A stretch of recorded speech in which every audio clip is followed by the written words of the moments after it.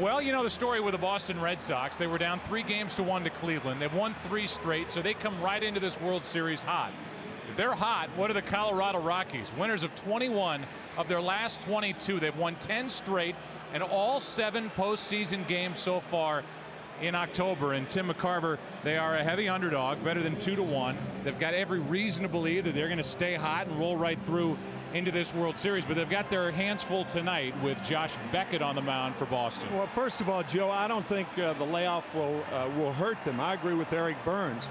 I mean, when you think about Josh Beckett likening the Rocky lineup to an American League lineup with 5 guys with 90 RBIs or more.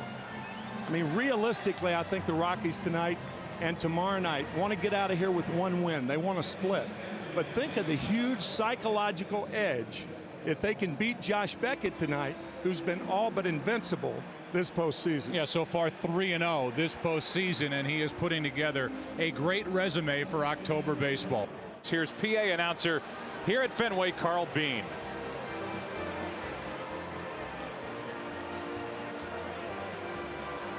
And now let's welcome the manager and starting lineup of the 2007 National League champion Colorado Rockies. First, the manager, Clint Hurdle.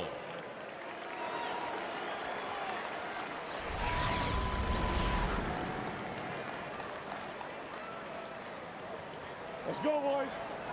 Leading off, center fielder Willie Tavares.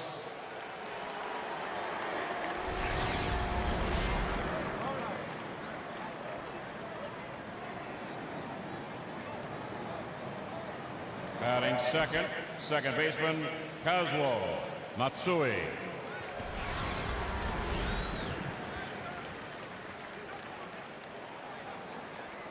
Hitting third, the left fielder Matt Holliday.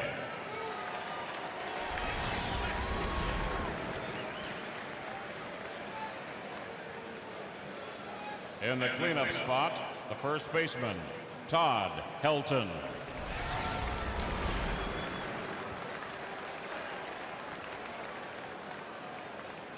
Hitting fifth, the third baseman, Garrett Atkins.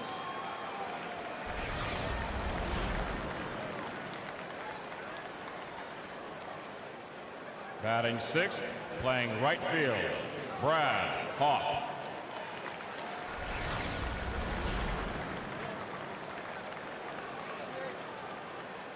Batting seventh, shortstop, Troy Tulowitzki.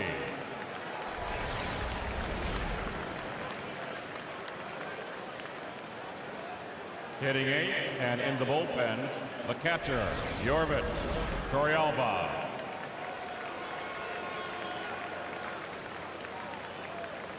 Hitting ninth, the designated hitter, Ryan Spilborghs.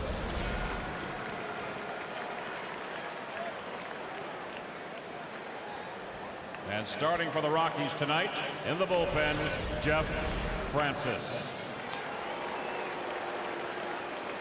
Ladies and gentlemen, the 2007 National League champion, Colorado Rockies.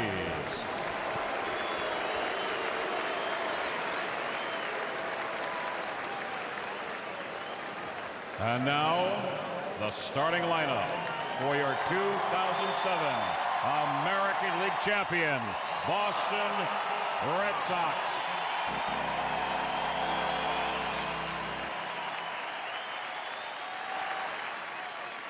We begin with the manager, Terry Francona.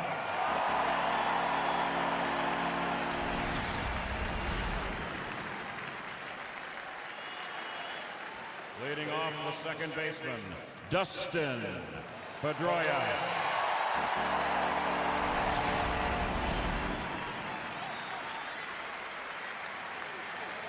Batting second, the first baseman, Kevin Youkilis.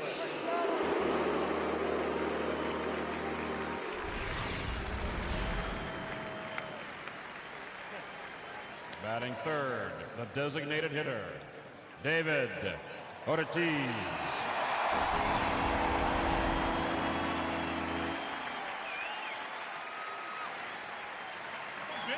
Batting fourth, the left fielder, Manny Ramirez.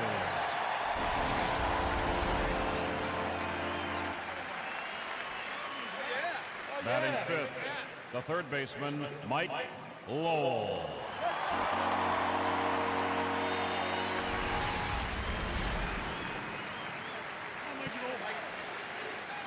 Hitting sixth, and in the bullpen, the captain, catcher, Jason Varitek.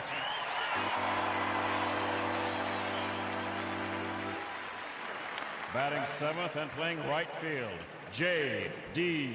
Drew.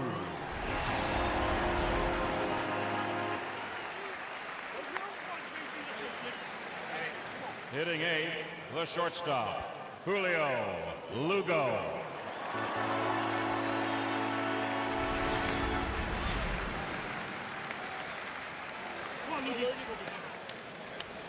Hitting ninth, the center fielder, Jacoby Ellsbury.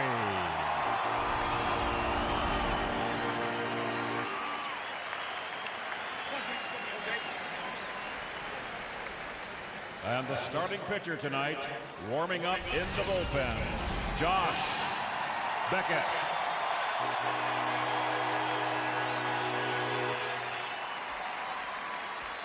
Ladies and gentlemen, your 2007 American League champion, Boston Red Sox.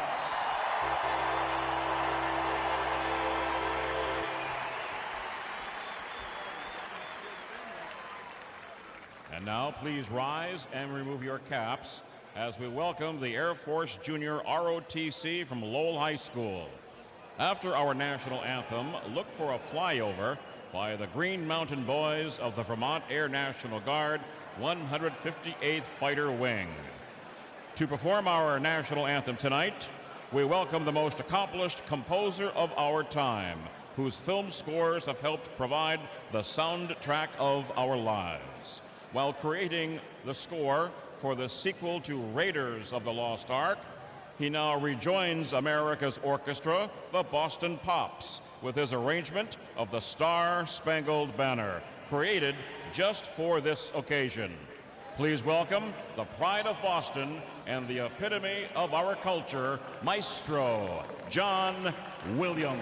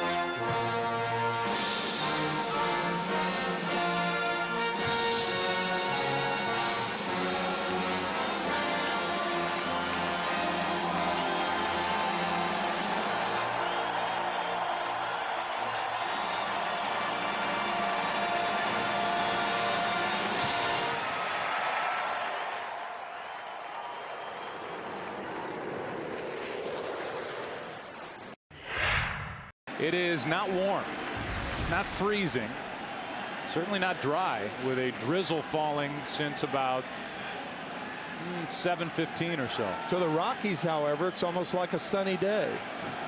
Snowed 4 inches in Denver last Sunday. Well, the weather, if you're worried about the weather when this series goes there for 3, 4, and 5, supposed to be pretty good. Here we go.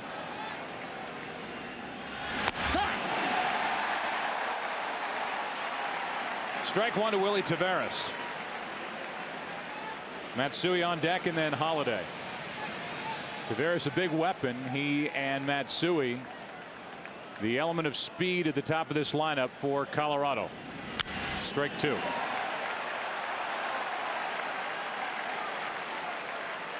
Taveras a part of the Astros in 2005 when Houston went down at the hands of the Chicago White Sox. Not active in the division series. Big defensive play in the NLCS. Ball one. And nothing but fastballs from Beckett so far. Try to pepper in the scouting reports throughout the game, and the scouting report that the Red Sox have on Taveras make him put the ball in play in the air. Not a lot of power. On the outside corner, one away. Or throw him a pitch like this and strike him out. Right on the corner.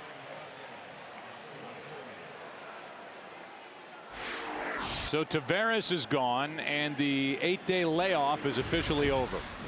Something you talked about during our opening, and something that you don't think is going to have that big of an effect on this Colorado team. I don't think so. As I said in the opening, I agree with Eric Burns. That was Eric's take and my take.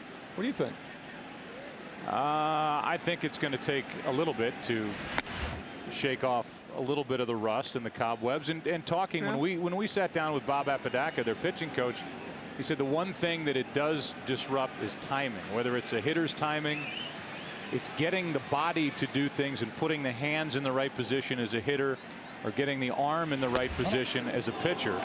And that was really his only worry about the 8-day layoff. Yeah, worried about Jeff Francis perhaps putting the leg down too soon, have his rhythm and cadence of pitching to his catcher just a little bit off. We'll see.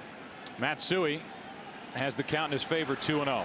Kazuo has had a renaissance in a Colorado Rockies uniform. That's up, and it's 3-0. And he's a guy that if he can get on base can make things happen. He stole 32 during the regular season.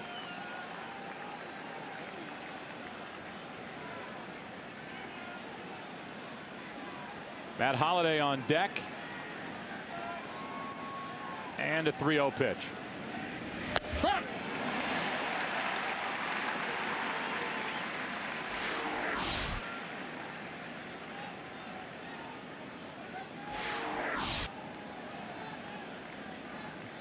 Plenty to talk about with regard to Matsui and his time with the Mets. It's been detailed, but it's been like a different guy since he was traded to the Rockies. 3-1. Full count.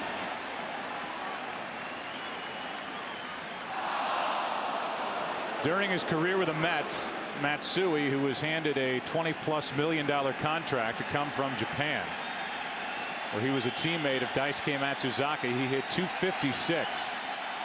Traded to the Rockies for Eli Marrero, and he's been a .300 hitter and a terrific defensive second baseman.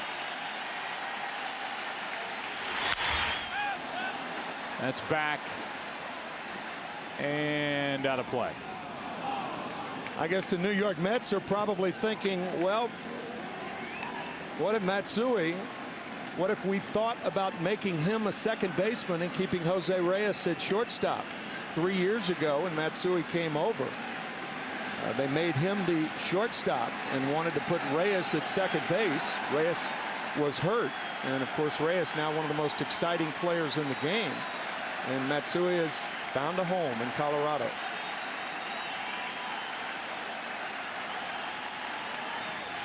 Two out.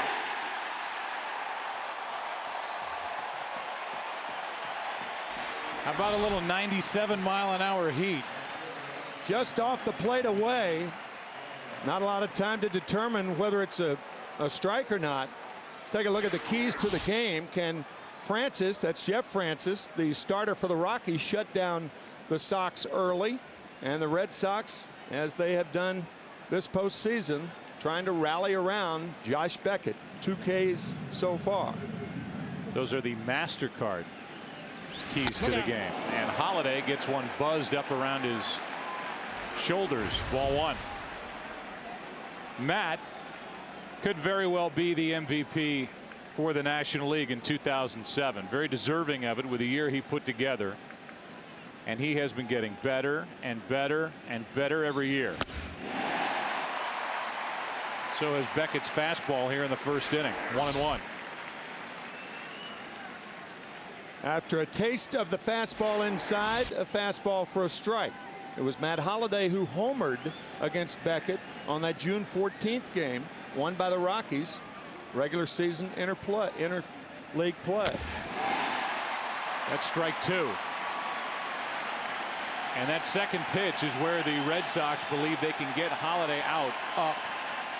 Helton, a good high ball hitter, is on deck. This one down a little more, but I mean, barely able to get a piece of it is Matt Holliday. And Beckett could strike out the side and start this World Series in fine fashion for the Red Sox and pick up right where he left off in the ALCS.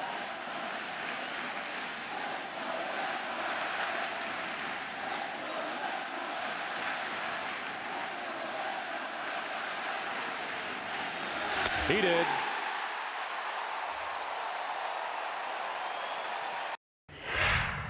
They are honoring the 40th anniversary of the 1967 team. Just turned 68. And Yaz, who patrolled left field here at Fenway Park, throughout the first pitch. Now it's Jeff Francis, and he hits the outside corner to Dustin Pedroia. And we're underway in the bottom of the first. It'll be Pedroia, Youkilis, and Ortiz. If anybody gets on Manny Ramirez against the 17-game winner, Jeff Francis. And a shot into left center field. Pedroia off the top of the wall. It's gone. Home run. Dustin Pedroia. 1-0. Red Sox on top.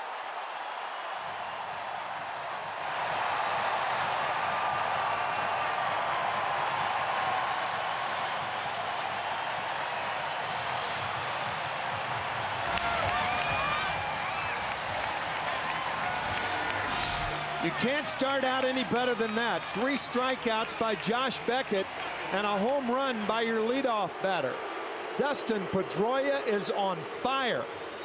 5 RBIs in Game 7 against the Cleveland Indians and a home run to start things off against the Rockies. Just above the red line. And for Pedroia, he hit a 2-run shot in the 7th inning on Sunday night. Then a 3-run double and scored a run in the 8th. And this one banks off the top of the green monster. It was gone. Proper call. Home run. And Josh Beckett loves the start.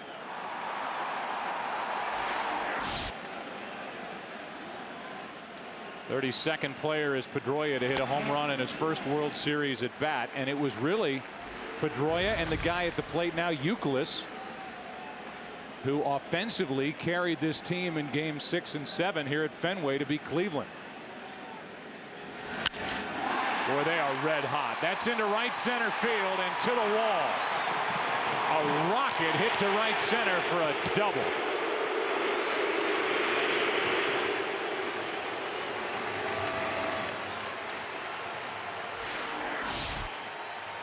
Pedroia and Youkilis, single, double, home run in Game 7.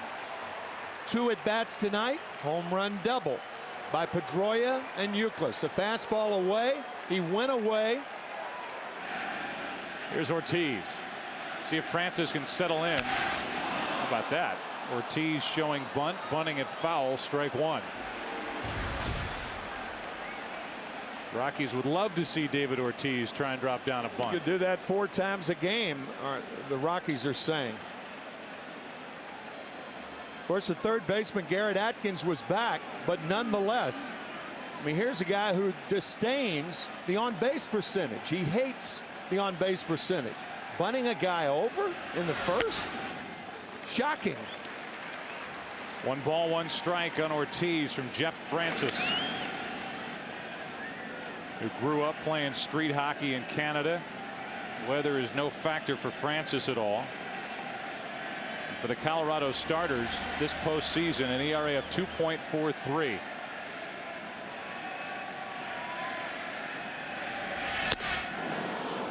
So far, Ortiz in his postseason career hitting .220 against left-handed pitching, and Francis is looking for what could be a key strikeout here in the first, with Youkilis at second and nobody out. Everybody in the American League tries to pitch Ortiz inside. Left-handers are more effective in doing that than right-handers.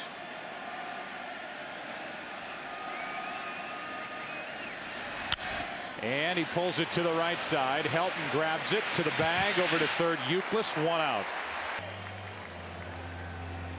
With a gentle mist falling here in the bottom of the first, the Red Sox lead on a Pedroia home run, have Youkilis at third, 1 out for Manny Ramirez. And oddly, Clint Hurdle playing his infield in. Normally in a 1-run game in the first inning, you don't do that. With Manny Ramirez hitting against a left-handed pitcher, very unusual. And a base hit into left field, 2-0 Boston.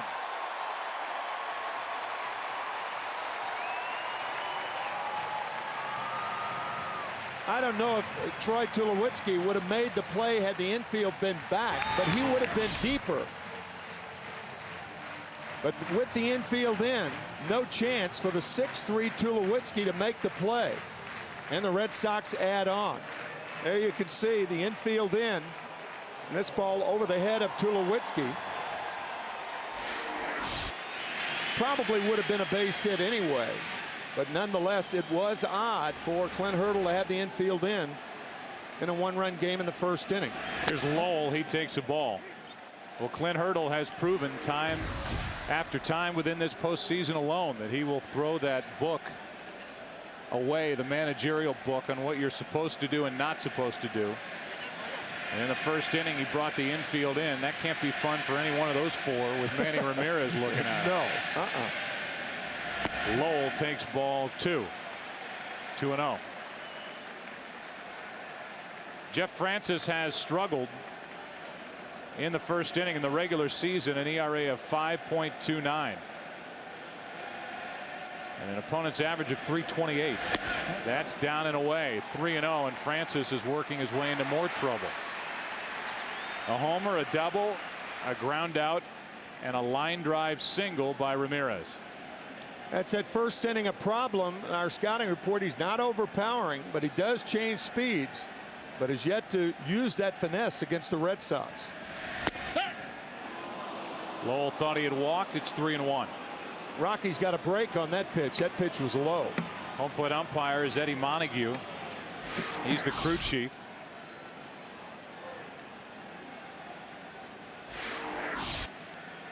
And the last time he worked a World Series as a crew chief was 2004, when the Red Sox won it all.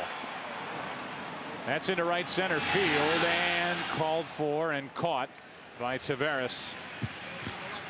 2 out, and Varitek will be the hitter. The other names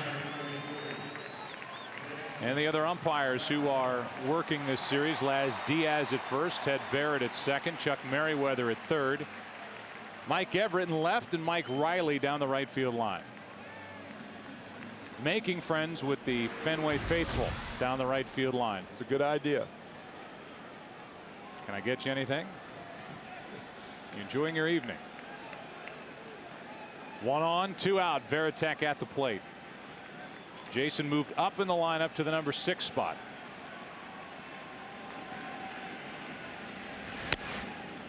Ball 1 from Francis. Jason playing his 50th postseason game, by far more than any other Red Sox player.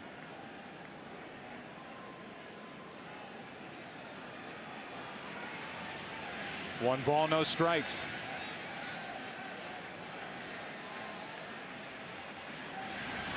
On the inside corner, sweeping across the plate. It's 1-1. For the Red Sox, playing in their 135th postseason game, 7th most. Colorado in just their 12th. But the first 7 this season have been virtually perfect, and when Clint Hurdle has needed a big out, he's gotten it. And he's needed a big hit, whether it's somebody in his lineup, top or bottom of the order, or somebody off the bench like Seth Smith. He's been able to get it. It's Jamie Quirk, his bench coach, going through the signs for Yorvit Torrealba, his catcher.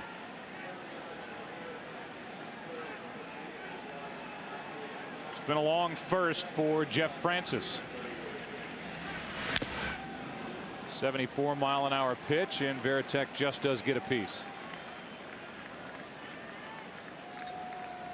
For Colorado, a team under the 500 mark the 6 previous seasons. Franchise record 90 victories.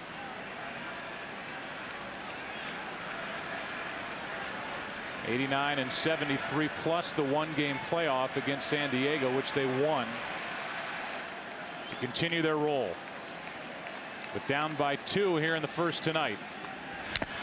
And just getting a piece to stay alive is Varitek. I think that game against San Diego deserves a further mention. I mean, the Padres scored 2 runs in the top of the 13th inning, and then the Rockies came back and scored 3 in the bottom of the 13th inning. That's what put them in the postseason. A remarkable, remarkable ball game.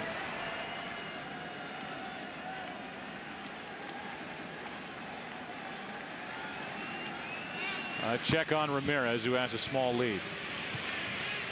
Well, how many times over the course of the last couple of weeks of the season could something, any one of 1,000 possibilities, not happen to allow the Rockies just to get into the playoffs? Right. And they have been so much fun to watch. Varitek rips a base hit through the left side. They swept Philly. They swept the Diamondbacks, and here they are. That's it. Down and away, ball 1. J.D. Drew at the plate. Drew hit in every game from games 2 through 7 in the ALCS. At the big game 6 grand slam in the first. Could make this a big first inning tonight. And he has added to it. 1 run will score Ramirez. Varitek will be held at third. And it's 3-0 Red Sox in the first.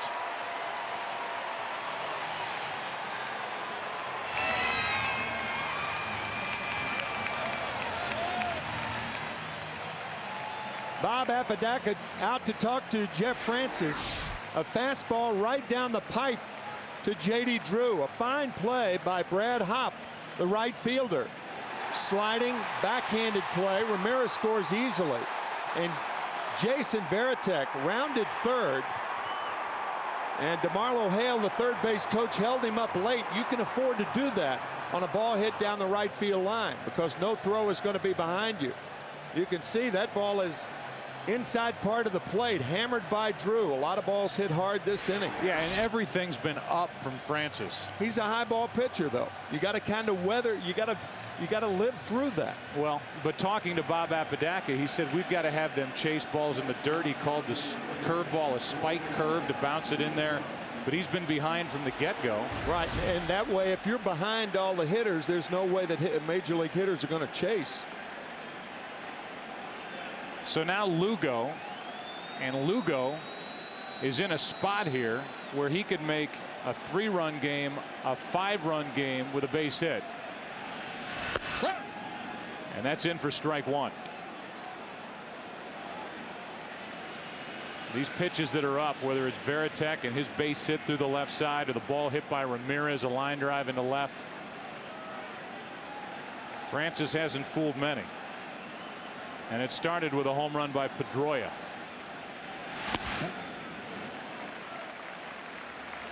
One ball, one strike. This is a big hitter for Jeff Francis, trying to limit the damage. The speed of Drew at second, a base hit out of the infield, would likely mean 2 more runs. Strike 2 on Lugo. Lugo's been struggling, the number 8 hitter tonight.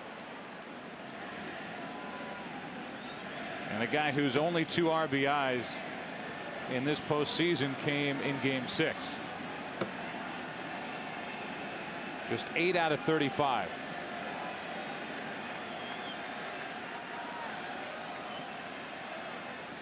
The 1-2. You can see Torrealba calling for that pitch up.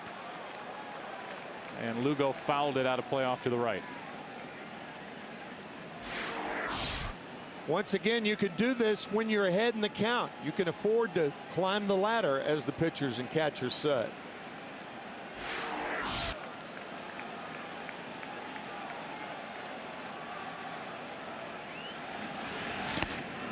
Smothered by Torrealba, 2-2. That's that spike curveball that you were talking about. I don't believe I had ever heard that term, and we assumed that it was the ball in the dirt, and Dak, as he's known by the Rockies, Bob Apodaca, said that's the spike curve.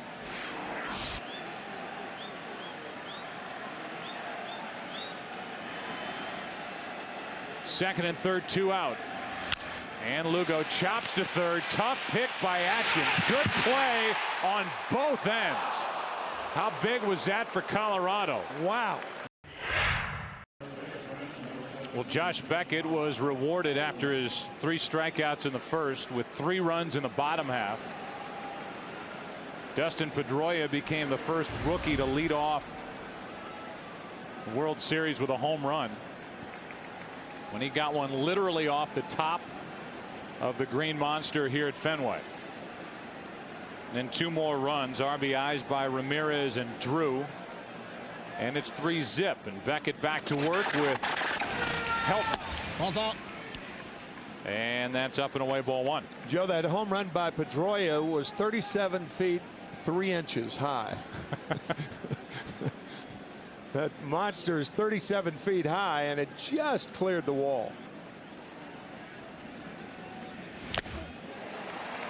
Overpowering fastball tonight from Beckett already. It's 1-1.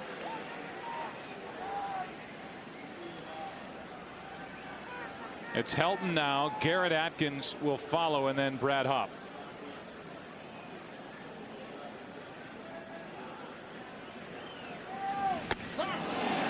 There's the breaking ball, and that curveball. It's the first one we've seen tonight from Beckett, and when that is on, and that filthy, he's almost unbeatable. You can see Helton commit with the right leg, curveball flopping in there. How about 4 strikeouts to start his night?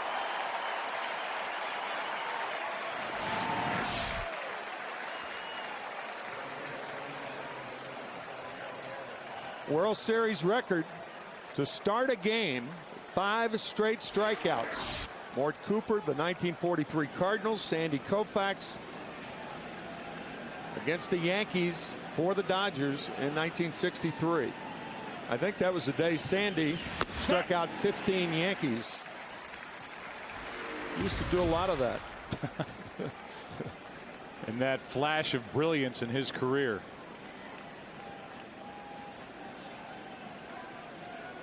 Oh, and 1 the count. Atkins at the plate, and Atkins goes deep into left field. Ramirez will watch it hit off the very top of the Green Monster, and it's a 1-out double for Garrett Atkins.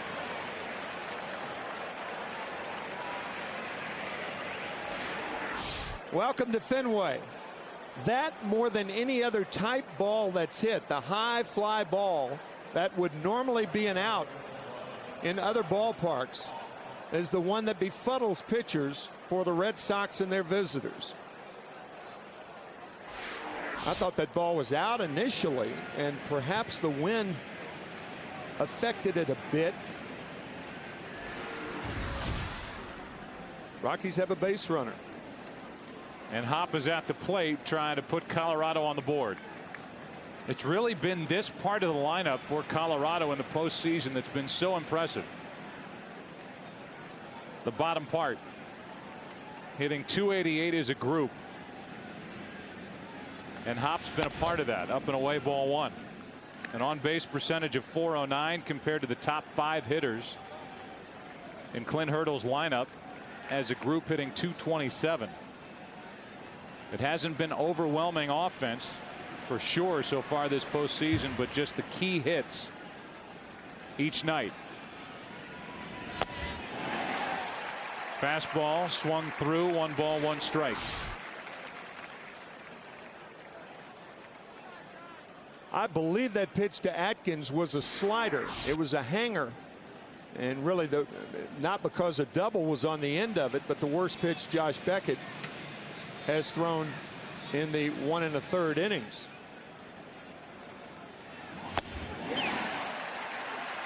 Nothing wrong with his fastball. And the count's 1-2. All fastballs to Hop. Tim, you mentioned that June 14th start for Beckett. It was Josh's first loss of the season here at home to the Rockies, who won 5 innings, 6 runs on 10 hits. And the 6 runs, the most that he allowed all year. He was working his way back from a blister situation on the middle finger of his pitching hand. Hop strikes out.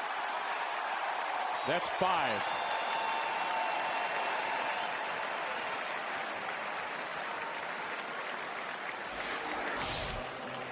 Right on the corner to Hop. With Hop. Man.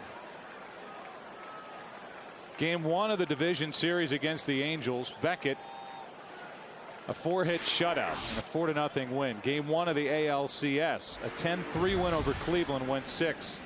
Allowed 2 runs on 4 hits, and then dominant in Game 5. As Tulowitzki shoots the gap in left center, the Rockies are on the board. Off the wall, in to score is Garrett Atkins, who doubled high off the green monster. And now Troy Tulowitzki, the rookie, hits a ringing double into left center field to make it 3-1. In the postseason, 16 of the 19 runs the Rockies have scored have been scored with 2 outs. A big 2-out base hit by a guy who will probably be the Rookie of the Year. 99 RBIs on the season. That's the second most for a rookie shortstop, and what a player he is. Troy Tulowitzki. Sensational. His biggest competition for Rookie of the Year, Ryan Braun, the third baseman from the Brewers, hit 34 home runs, 97 RBIs, hit .324. But when you put the entire package together, defensively, what he meant to this Colorado team, he'd get my vote. Mine too. Tulowitzki at second with 2 out, and here is Torrealba, who takes high ball 1. Here are the candidates: Chris Young, who hit 32 home runs for the Diamondbacks. The numbers for Braun and then Tulowitzki. But that's only half the story for Troy. He's already a leader for Colorado when he plays the shortstop position. Committed only 11 errors. He did everything.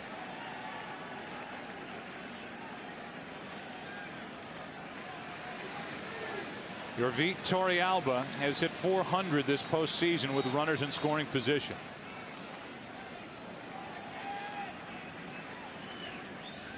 And a shattered bat. 1 hop to Julio Lugo. Rockies are on the board. A pair of doubles. 12. And here is Jacoby Ellsbury, the number 9 hitter, with Dustin Pedroia to follow, and then Kevin Youkilis.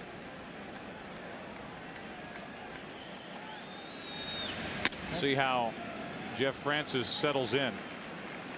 His teammates, in particular, his third baseman and his shortstop, produced a run with a double by Atkins, an RBI double by Tulowitzki. Strike 1. And his third baseman and first baseman prevented another run, at least 1 run, with that inning-ending play that they made in the bottom of the first inning. That was a dandy. The 1-1 to Ellsbury. Francis does not get the corner, and the count's 2-1. Minor league defensive player and base runner of the year, 06 and 07 for Jacoby for the Red Sox. Good pitch, ties up the rookie, and the count evens at 2. Interesting to note that he only had 116 at bats this year, so Ellsbury will be a rookie next year. 130 at bats during any one season. If you don't reach that, then the following year you're still a rookie.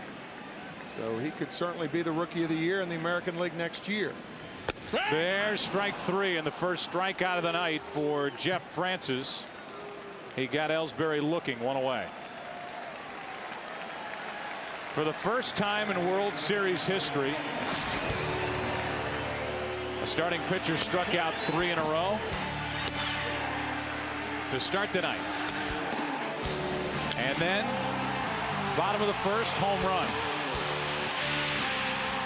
And our friends at Stats Inc., Don Hartack, who we lean on night after night, Don Zemenda and all the workers there that do such a great job. Strike one on a breaking ball to Dustin Pedroia.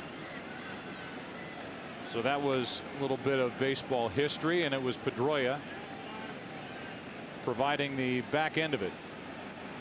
The 0-1 from Francis. Chopper to Atkins. 2 out. Here's Youkilis. This is a Boston team that at the start of the night is scoring an average of 7 runs per game this postseason, and outscored the Indians 30-5 in games 5, 6, and 7 of the ALCS. They get on a roll. They are relentless, and a good second inning for Francis. The strikeout, a ground out, and he has Youkilis 0-2.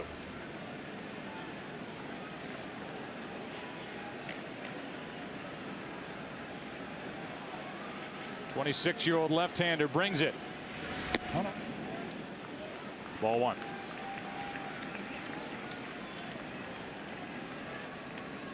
And no surprise when you look out at Jeff Francis.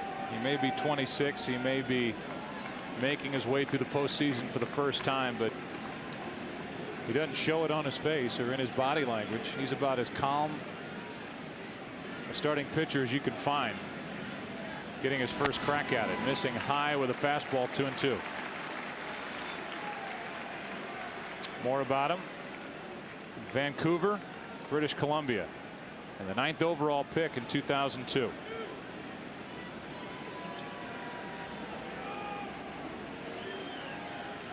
Two pitch.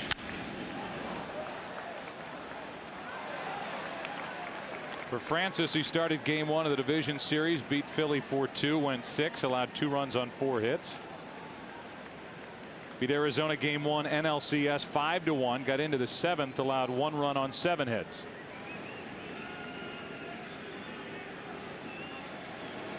Is 2-2 to Youkilis. Full count. On deck, Ortiz.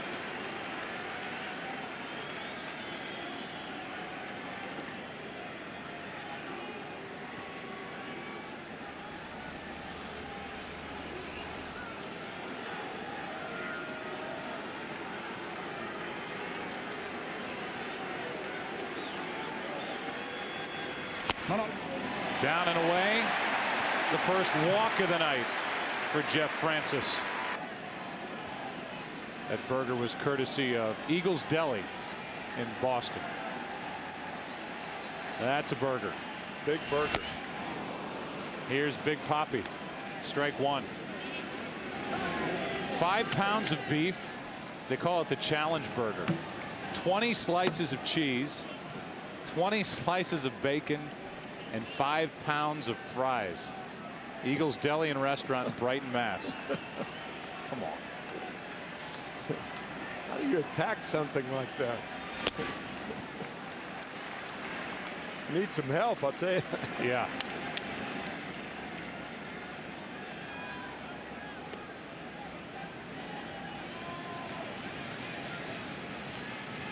If you eat it, you get it for free. Well, that's nice of them. Then a cardiogram. Here's a shot down the left field line off the bat of Ortiz. Foul.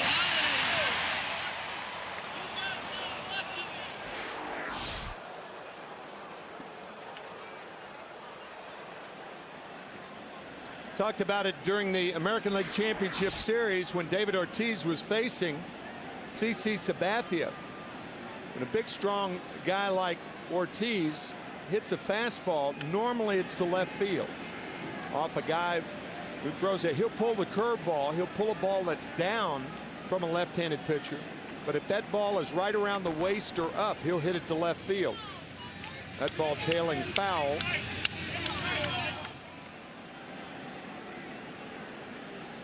Mike Everett has to chase down that loose baseball down the left field line. American League teams also play Big Papi to pull the ball on the infield. Not so with the Rockies. They're almost straight away with the second baseman Matsui over in the hole. 1-2 to Ortiz is lined into left. Holliday will let it go all the way to the wall, and Youkilis from first coming to the plate. Throw by Tulowitzki, too late. It's 4-1.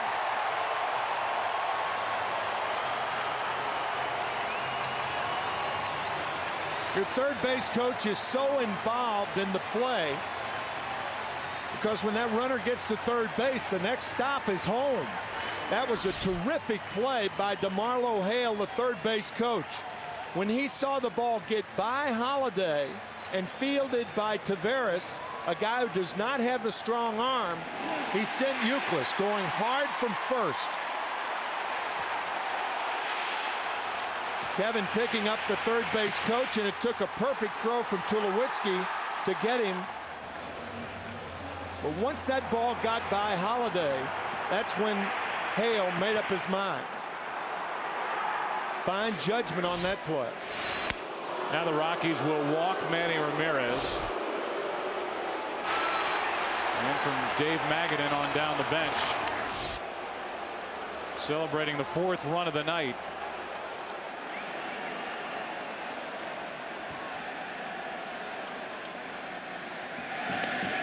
Obviously the grass out in the outfield is slick with this rain that's been falling. That ball hit.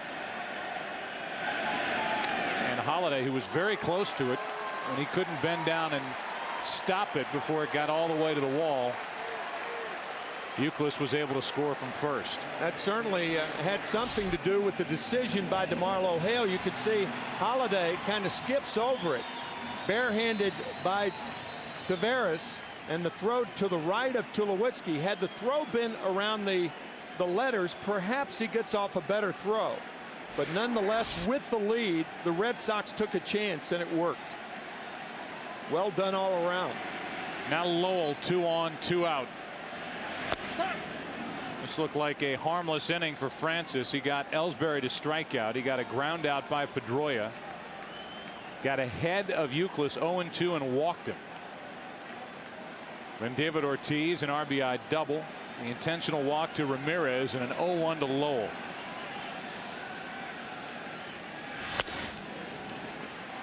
One ball, one strike.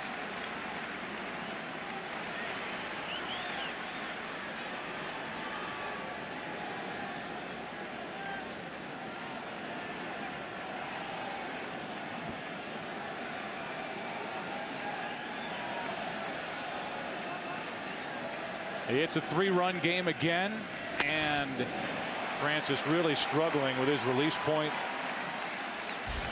Trying to corral these pitches back toward the strike zone, and he's falling behind hitters now, or in the case of Youkilis, getting ahead and then letting him loose.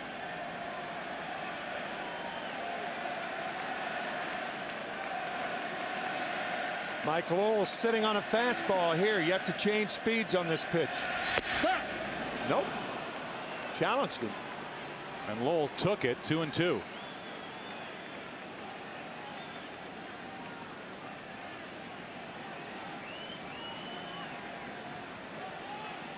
In the third inning for the Rockies, it'll be Spilborghs, then back to the top to Taveras and Matsui. Anybody gets on Holliday.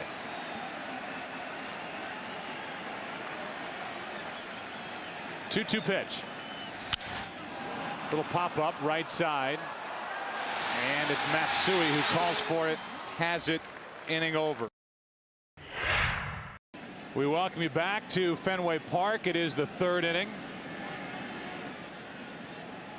And Ryan Spilborghs, who is the DH, takes a little high, ball one. You got a real quick look at our AT&T poll question. It's waiting in the wings. Spilborghs, then Taveras, then Matsui against Beckett.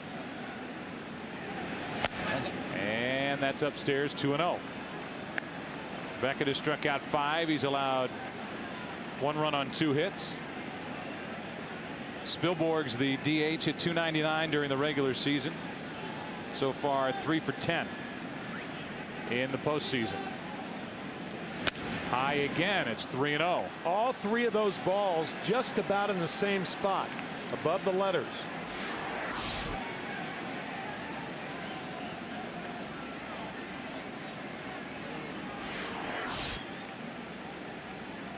Beckett trying to avoid his first walk of the night.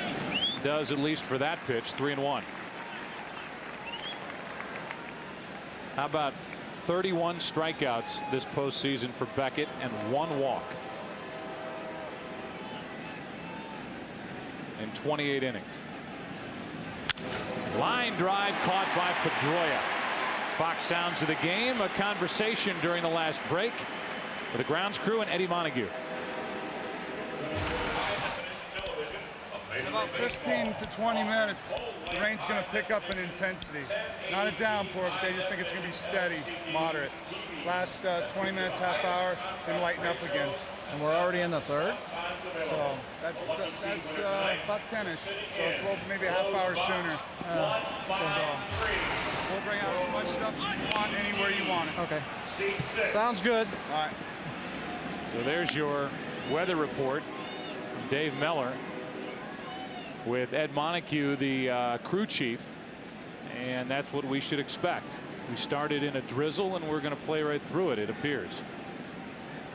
Willie Taveras now trying to get on, showed bunt, bunted it foul, and for a guy like Taveras, 37 bunt hits, #1 in baseball this season, 19 more than the next guy. That's why Mike Lowell is right there. Taveras not a pull hitter, so Lowell as a third baseman can almost play him like a left-handed hitter. And a fly ball into left center field. Ramirez drifts to it and has it. Tiptoeing in left center for out #2.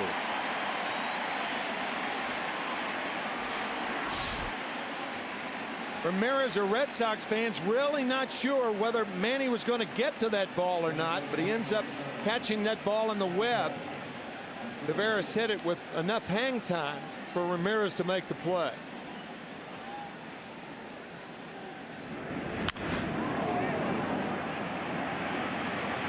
That's exactly what the Red Sox want of Taveras. Hit the ball in the air and we can track it down. Manny Ramirez showed his defensive abilities in Game 7 of the championship series, playing the Green Monster in left, getting an assist when he threw out Kenny Lofton in the 5th inning, which was a big play in what was for the most part a 1-run game until the Red Sox blew it open in the 7th and 8th. Ball 1 from Beckett to Matsui. 1-1.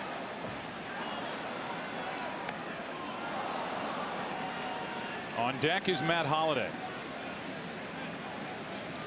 Matsui's been a big part of the success with Colorado and hitting in the #2 spot. So important with the guys he's got up behind him. Matsui has hit .325 when the Rockies win, and when he hits down in the low 200s, they don't fare well. And losses just .226. A pop up for Lugo. And a 1-2-3 inning, second of the night for Beckett. Not only beautiful from up above looking down, but it's hard to take your eyes off it from down here looking up. It is. With that flat screen that's on it in high def.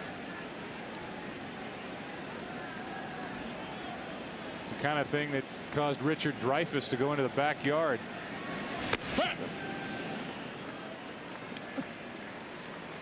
Like we're being visited. 0-2 the count on Varitek. J.D. Drew will follow, and then Julio Lugo. Francis deals, and it's in the dirt. Torrealba blocks ball 1.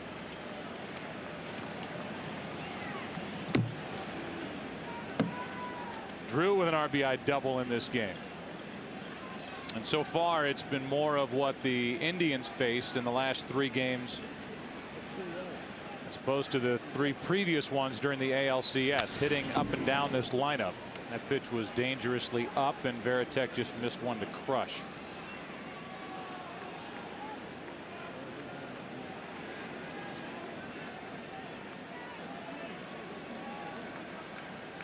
Francis 1 strikeout, 2 walks. 2 strikeouts, 2 walks, and let's go down to Chris Myers. Chris.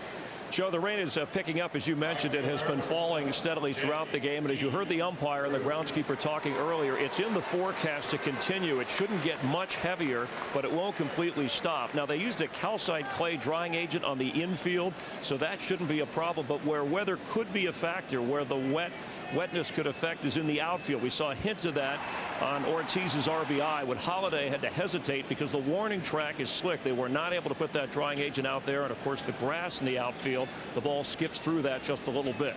So the forecast cold and damp. But as one of the Rockies players told me after batting practice, we were here in mid-June and it was cold and damp. That's what we expect. Our own little Jub, Chris Myers, playing the role of weather person, grounds crew, director, you name it. Thank you, Chris. And Ken Rosenthal's down there somewhere too, as a 2-hopper off the bat of Drew is fielded by Helton, 2 out. And the rain picks up a little bit here in the 3rd inning, and we showed you just a glimpse of our poll question, AT&T poll question. Jeff Francis, the 2nd Canadian-born pitcher to start a World Series game. Who was the first? You can text A, B, C, or D to 991 on your wireless phone from AT&T. Standard text messaging rates apply. Or visit msn.foxsports.com/AT&T trivia. Down and in, ball 1 to Julio Lugo. Lugo bounced out to third his first time up, and it was that play you referred to, Tim, was 2nd and 3rd, 2 out. So good on each end. Atkins at third and Helton at first on the low throw, and that saved at least 1 run. Yeah, and you had 2 guys backhanding balls. Atkins backhanding the short hop, and then Todd Helton, a 3-time Gold Glover, backhanding the in-between hop. Line drive foul out of play, 2-1. Here it is one more time. This ended the 1st inning. The backhand on the short hop, the bag of problem, the in-between hop backhanded by Helton. That was a sensational play on both ends by the Rockies to get out of further damage in the 1st. And there is nobody better at that phase of the game than Helton. Here's another chance for Atkins, and even a perfect play might not have had Lugo. Count of 2-1. It's a bunt base hit for Julio Lugo, and Ellsbury will bat. Lugo had 1 bunt base hit against the Indians, and Atkins tried the only play that he had. But I agree with you, Joe. I don't think if he comes up with that ball cleanly that he has a play on Lugo at first base. The reason that's not a bad play, if you can't run, it's not a good play to bunt with 2 outs and nobody on. If you can run, it's a good play, because now at first he has a chance to get on second base and get into scoring position because of his legs. Here's Jacoby Ellsbury, 1 on, 2 out. Jacoby struck out his first time. And a check on the runner, Lugo. Yeah, Lugo was thinking about running then. In fact, he took a step towards second base. Had Francis been a little quicker with the delivery to first, better chance to get him.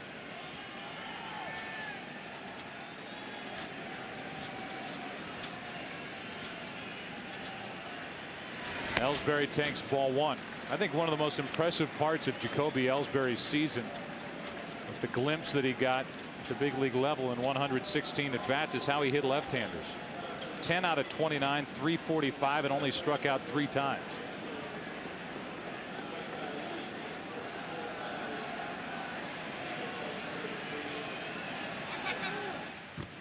And you can hear Louis Alicea, the first base coach,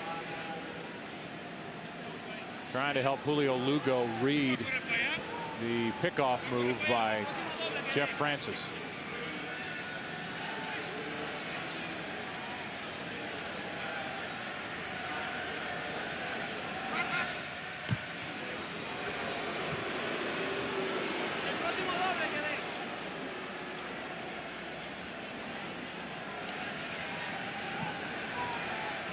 So this could be the first test of this series for your Yorvit Torrealba. Both teams will run in this series. a ground ball to Matsui.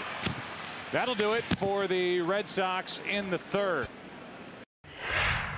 Part of the order for the Rockies, who are down by 3. That means Holiday, Helton, and Atkins strike one. We have only seen the curveball a couple of times from Josh Beckett. For the most part, he's come right after these Colorado hitters with that 96, 97 mile an hour fastball, and it's been enough.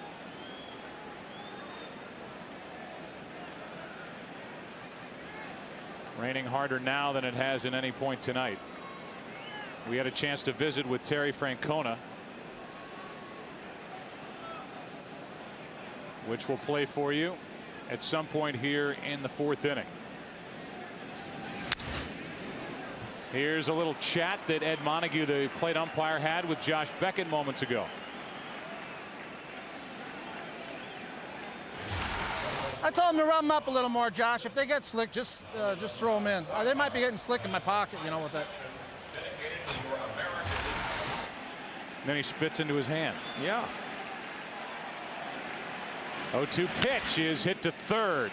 Tricky hop comes up on Lowell. Wet ball and all, he fires it across, and we talked to Terry Francona. First question was about the pitching so far of Josh Beckett, who is indeed a big game starter.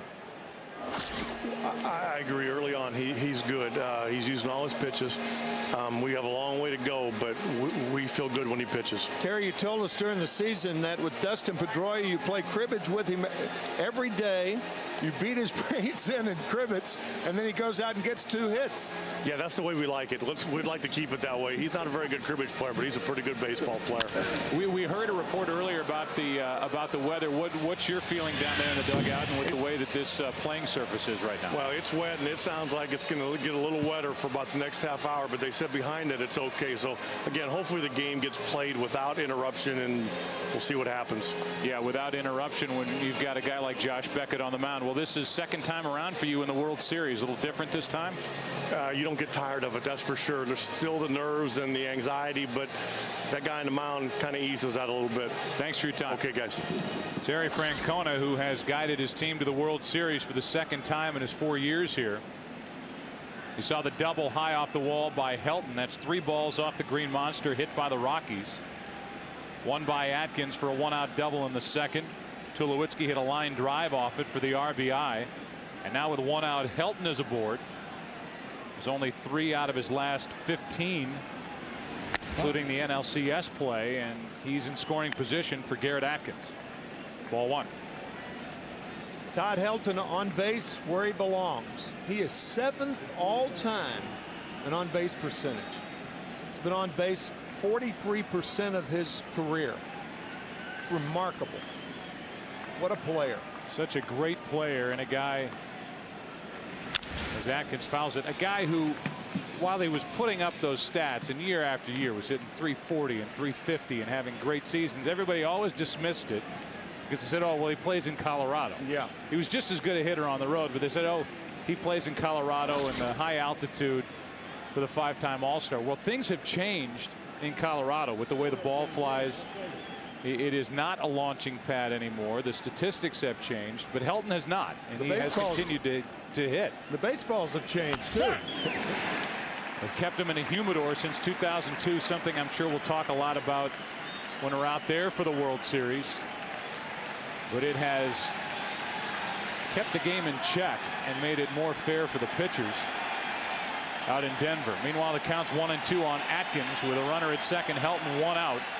And the Rockies down by 3 here in the 4th.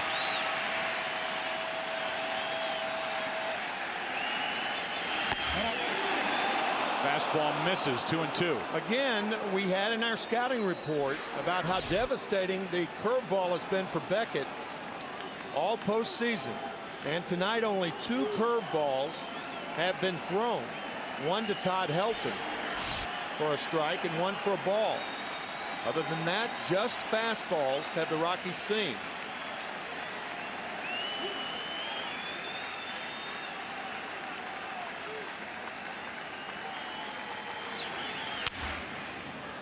But these Rocky hitters know it's there. Oh, yeah. They may not have seen it much, but they know it's there, and they have to account for that over-the-top Josh Beckett curveball. Beckett working on 5 days rest. He did warm up during Game 7 on Sunday night with the Indians in town, but it was light work and it was his side day anyway. The Red Sox did not have to use him for the 3rd time in the series. Here's a 2-2. There it is, the curveball, 2 out. What a weapon. 6 strikeouts for Josh Beckett. After all of those fastballs, here comes the curve to get Atkins way out in front. So now it's up to Hupp, who struck out his first time.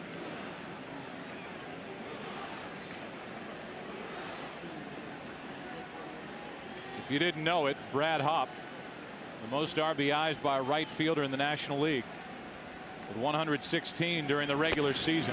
Strike 1.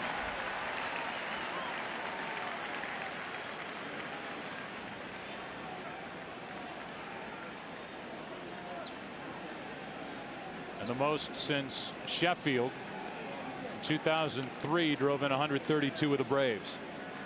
Second most home runs by a right fielder. Hupp hit 29. Griffey hit 30. Productive hitter in the number 6 spot. And there's a curveball for strike 2. Beckett relies more on the curve to left-handed batters than he does right-handed batters. That's a beauty there. This crowd wants to see strikeout number 7.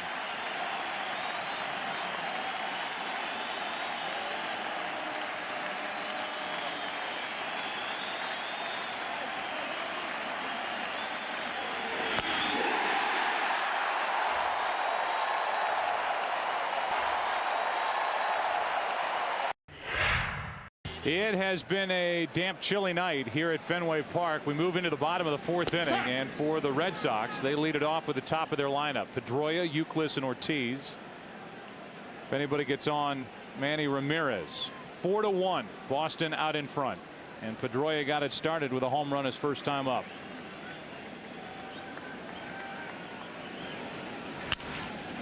That's Tulowitzki to his left, gliding across the infield and showing his arm. One away. Great play. You mentioned only 11 errors on the year. Watch how he stays down. Actually did not feel that ball cleanly. It hit the heel of the glove. Corrals it, however, and gets it in throwing position. And when he is in throwing position, cocking that howitzer he has on his right shoulder. One of the finest young arms that I've seen in a long, long time. What a talent. And has already earned the reputation of one of the top 2 or 3 arms you're going to find in any infield. Oh, yeah. Youkilis has doubled and scored, walked and scored, takes a ball. Long Beach State for Tulowitzki, a 2-time All-American and the 7th overall pick in 2005. The 126 games in the minor leagues, came up last August. And could he be the first rookie shortstop to win a Gold Glove? 6'3", 205, big bodied guy, but he can move. Red Sox fans saw Nomar Garciaparra at the shortstop position move around. Tulowitzki's got the better arm. Tough play for Helton and Matsui, and it's Caswell making the play in foul ground. Everybody always throws the name Cal Ripken Jr. out there for a comparison, because you're looking at a 6'3" shortstop and a 6'4" shortstop. Ripken at 225, Tulowitzki at 205. Tulowitzki a little more nimble. But Cal was the first guy that really changed that position and proved that a big-bodied infielder could man shortstop, and he was remarkable for that. Cal, the Rookie of the Year in 1982 in the American League. Then he won the MVP in 1983. And the Baltimore Orioles won a world title that year, beating the Phillies in 5 games. Ortiz fooled in the count, 2-1.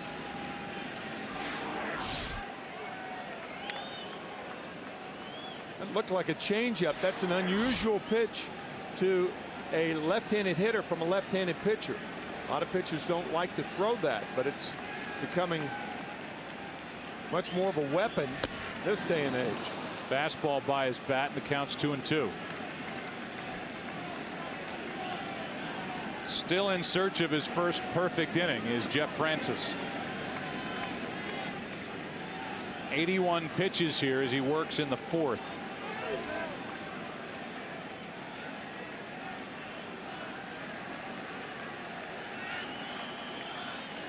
4-1 Boston, and Ortiz chops it foul.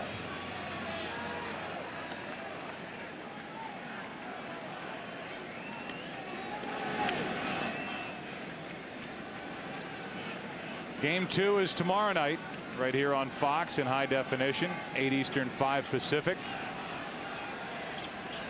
Ubaldo Jimenez, young right-hander, against Curt Schilling. The opposite way, another hit for Ortiz. Same direction he went, back in the second for a 2-out RBI double. He's got a 2-out single to left. Torrealba wants the ball down and gets it for the most part in that area. David Ortiz, a lethal low ball hitter. We'll repeat what the great Mariano Rivera, the great reliever of the Yankees, said last year, that David Ortiz used to have a lot of holes, but he's filled them up. He really has. Might be the greatest clutch hitter over the last 30 years, David Ortiz. Rain has really let up, which is good news. And Manny Ramirez is at the plate. Not good news for Jeff Francis, who misses low. Ramirez, an RBI single, a run scored, was intentionally walked in the second. Mentioned that pitching matchup tomorrow night. A rookie right-hander, Jimenez, against Curt Schilling, who will turn 41 next month. A 1-0. Strike one. There are the numbers during the regular season. Jimenez really came into his own down the stretch. It's been good in the postseason. And then Schilling at the bottom line there. His career in the postseason, 10-2. With an ERA just over 2. And a former co-MVP in the World Series back in 2001. That's up and away, 2-1.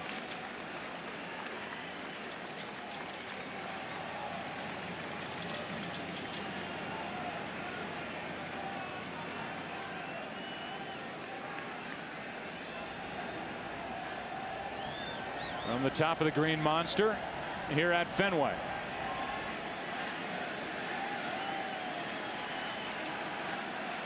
Those who can watch a game from there swear by it. 2-1 pitch. Outside, Ramirez has shown a great batting eye this entire postseason, 3-1. Only in the last several years have people had a chance to sit up on the Green Monster, as the Red Sox have added seats, trying to maximize the capacity here at this national treasure, Fenway Park.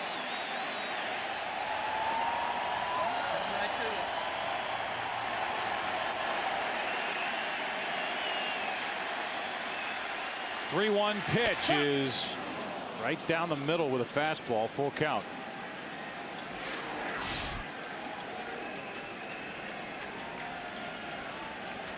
Good pitch by Francis, right on the corner. So the count's full, runner will go.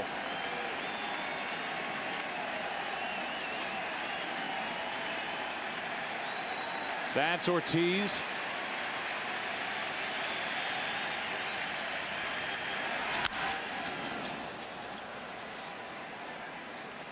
Still a full count. Ortiz is dealing with a bad right knee, bad shoulder, but more importantly for him, a bad right knee. And that will come into play, obviously, when this series goes to Denver and there is no DH. Terry Francona still wrestling with what he's going to do with his lineup when this series is in Colorado.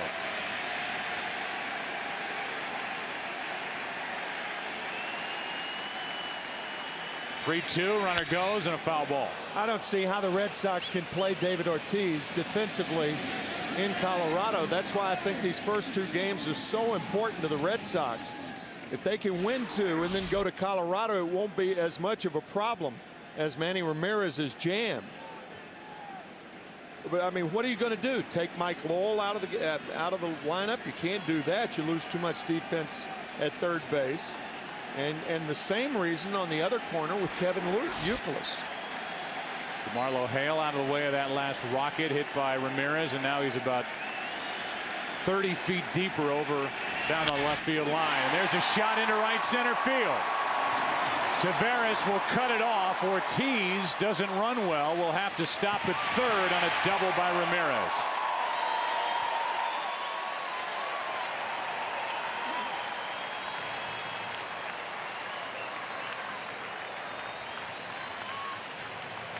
That was a good play by Taveras to cut the ball off. We've seen Hop do that in right field.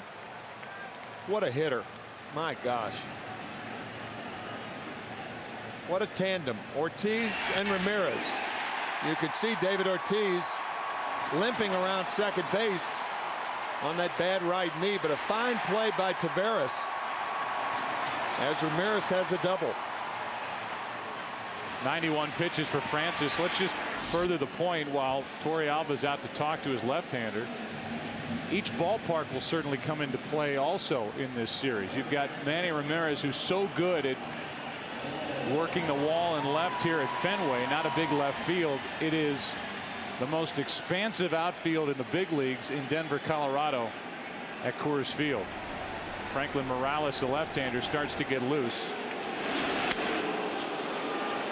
And with a team like Colorado with speed at the top and a guy who likes to bunt his way on like Taveras, would the Red Sox be willing to put Manny Ramirez at first? Here's an intentional pass being given to Mike Lowell. Let's go down to Ken Rosenthal. Ken. Joe, I spoke with David Ortiz before the game today, and he said his knee should be good enough for him to play first base. He said that even back in 2004, people were killing him about his ability to play first, saying he couldn't catch a ground ball, and he did play the position in the World Series. But if his knee should get worse in the first 2 games, it could be a real issue. And I think at least against left-hander Jeff Francis in Game 5, maybe they'll sit him in that game. All right, Ken, thanks. Yeah, that's certainly a possibility. Hey, you've got a red-hot Kevin Youkilis, too. What are you going to do with Kevin? Bob Apodaca is out to talk to Francis. See the left-hander Morales getting loose, but typically a starter. And when we talk to Bob Apodaca, he said to us they wouldn't want to put Morales into a game where he's inheriting base runners. That would be the case if Jeff Francis cannot get through this 4th inning. The bases are loaded with 2 out, and Varitek at the plate.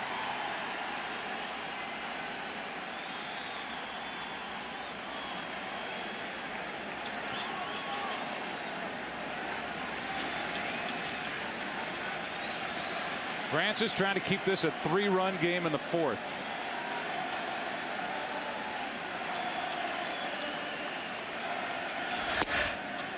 Over but low, ball 1.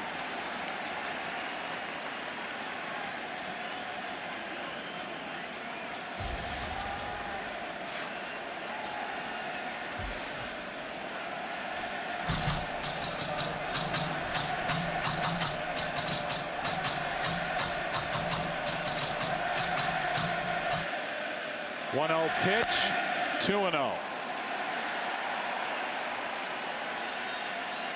And if you've only been watching the NLCS and not the ALCS, that is typical of what goes on in the Red Sox bullpen while Boston is rallying.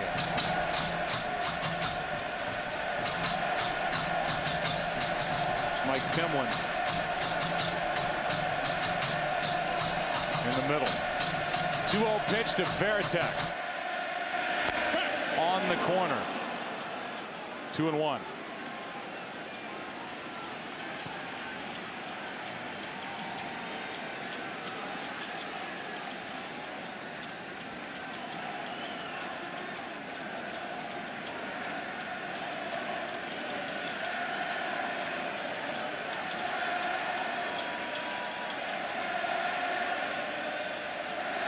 Varitek rips it fair down the left field line. It's going to hop out. Interfered with by a fan. They will give a double. 2 more runs. And it's 6-1 here in the 4th inning. Francis trying to come inside to Jason Varitek. And did he ever turn on the inside fastball? Boy, they are hitting a ton of balls right on the button. This ball, I believe, hit the line in left field. Good call by Mike Everett, the left field umpire. But again, Francis falling behind, having to come in with the fastball, and Varitek makes him pay. Ground rule double as it hit, went up into the seats. 2 RBIs for Varitek, and Drew fouls away strike 1. Varitek 2 out of 3 tonight. And this all started with 2 outs again. A 2-out hit by Ortiz, the double by Ramirez, the walk to Lowell. And Varitek came up with a 2-run double.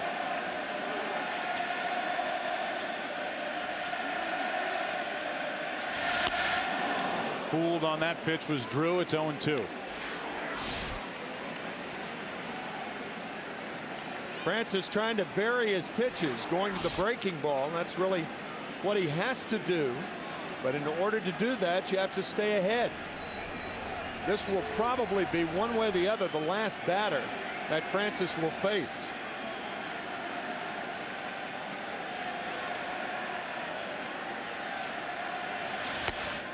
It's interesting that after an 8-day layoff in Game 1 of the World Series, bases loaded, the guy who's up is Franklin Morales. With Francis trying to keep his team in the game, they've got a bullpen that couldn't be more rested. They really don't want to bring Morales into the middle of an inning. He comes up with a strikeout.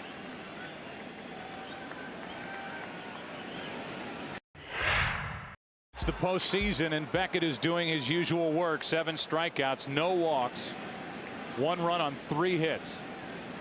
Pitching now in the 5th. Bottom 3 in the lineup for the Rockies: Tulowitzki, Torrealba, and Spilborghs. And it's ball 1. Troy doubled off the wall in left center field for an RBI, his first time.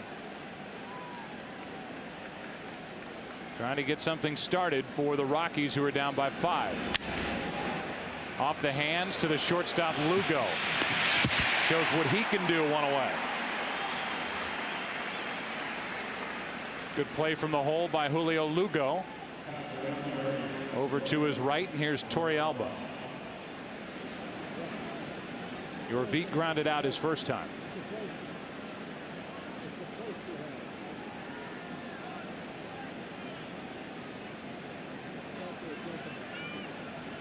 Yorvit playing for the San Francisco Giants. That was his first postseason back in '03.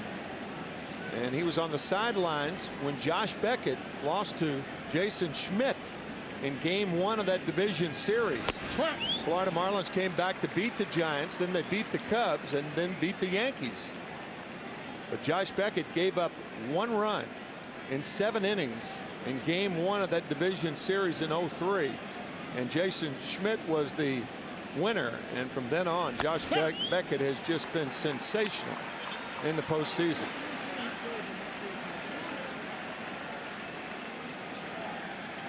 Nothing in 2 on Torrealba, who's kind of wrestled the catching job away. They started the season with Iannetta. He's now the backup to Torrealba. Brought in Javi Lopez during spring training and cut him loose. And Yorvit has come up with some big hits in the postseason, including that 3-run home run in Game 3 of the NLCS against the Diamondbacks.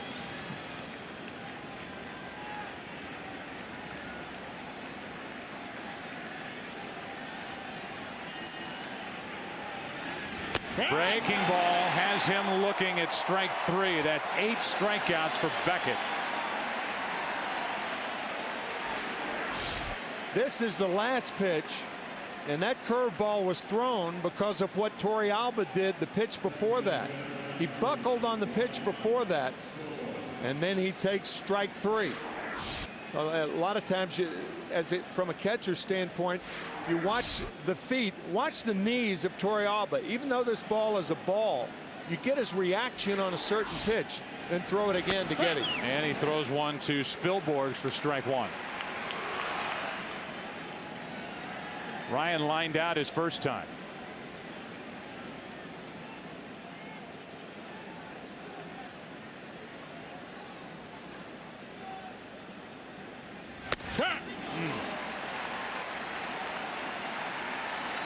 Oh, 0-2. Beckett is popping the mitt of Jason Varitek. Give me another word. I keep coming back to dominance. I don't have my thesaurus with me. Dominance good enough so far. 96 that misses off the corner, ball 1. I mean, right now, he doesn't look like he's beatable. Tonight, he didn't in the ALCS, certainly in game 5. The 7-1 win when he struck out 11. Inside. It's inside. Or game 1 of the division series, the 4-hit shutout against the Angels.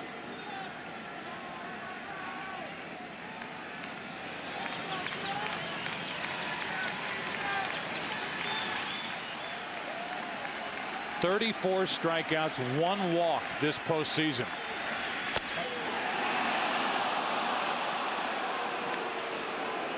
Full count. He wanted that one, did not get the call. Very, very close to the outside corner, but just a wee bit outside.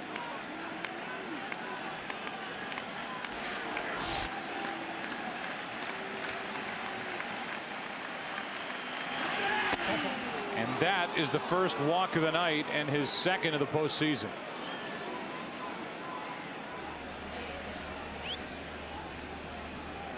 And it keeps this 5th inning alive for Willy Taveras.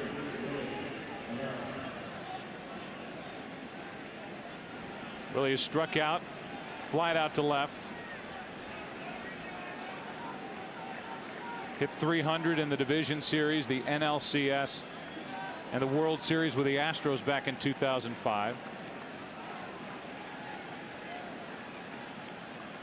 And because of his ability to bunt, even when you know it's coming, Mike Lowell is way in at third.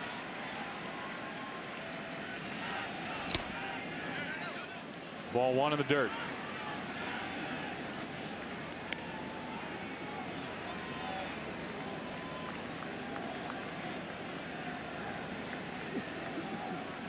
Not a guy with a 5-run lead that you would bother to throw another curveball in this situation.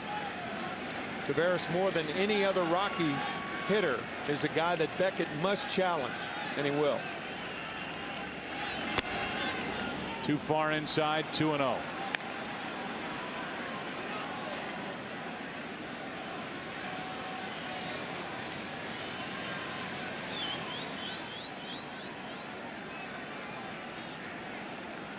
Tulowitzki grounded out. Torrealba struck out. Spilborghs walked. Morales still up in the pen, and Taveras fouls it out of play. 2-1.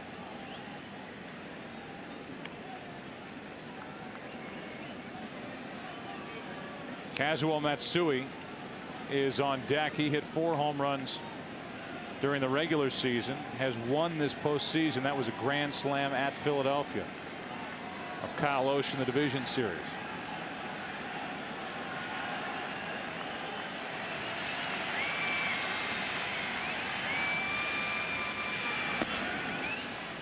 That's ball 3. And the inning starts to get a little more interesting now with 1 on, 2 out. A 3-1 count and Matsui on deck.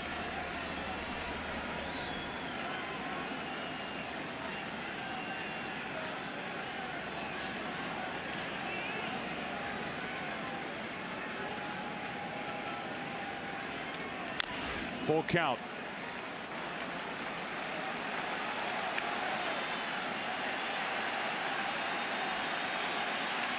Spilborghs was going on that last pitch, and he'll take off here with a count 3-2.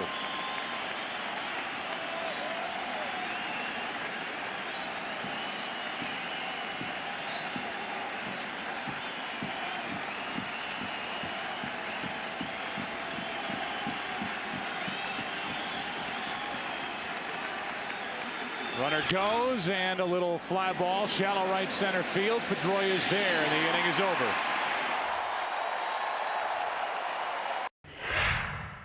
Here's Julio Lugo, and the new pitcher is Franklin Morales, who made 2 starts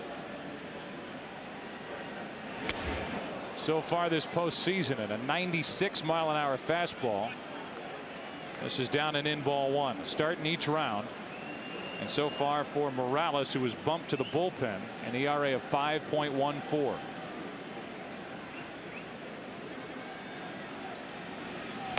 Aaron Cook, who was the opening day starter for the Rockies, who spent 2 months on the DL with a strained rib cage muscle, is back in the rotation and scheduled to pitch game 4. That's down and in 2-1. That's why Morales was moved to the bullpen. Bob Apodaca is saying that Morales may be 21 years old. He's from Venezuela, only 21 years old, but he's beyond his years, saying that players in the winter leagues in Venezuela, Dominican Republic, because they play against the top level players, that they grow up in a hurry, and at 16, 17 years old they get a lot of experience. That's what you're looking at right now. He is not the normal 21-year-old. This is a World Series Colorado team filled with players that they have developed. Lugo lines a base hit into center. He's 2 for 3 tonight and on to start the 5th. Here's Jacoby Ellsbury. Good popping fastball, 95, but outside ball 1. Franklin Morales has a terrific pickoff move. And so not only will Julio Lugo be keeping his eyes open at first, Todd Helton has to be on his toes. Ellsbury with a bunt. Throw to second is in time for the out. Morales 90+ mile-an-hour fastball to second, and the force out 1-6. I mean, Morales dropped down and threw a tracer to Tulowitzki covering. Kind of drops down and sidearms the ball.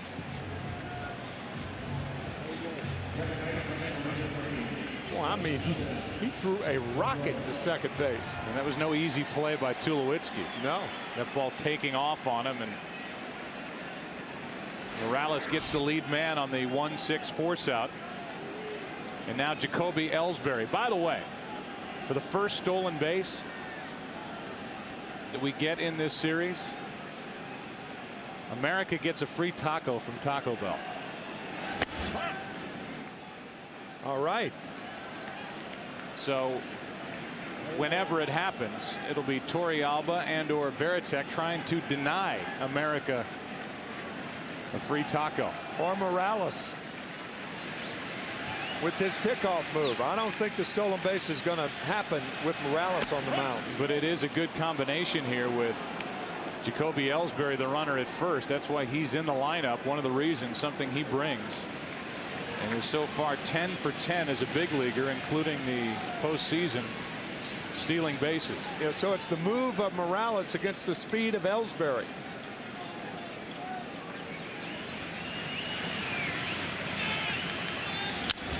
Pedroia with that big swing pops it up left side for Tulowitzki, and that is out number 2. Youkilis tonight, a double, a run scored, a walk, a run scored, and he's popped up. So 1 for 2.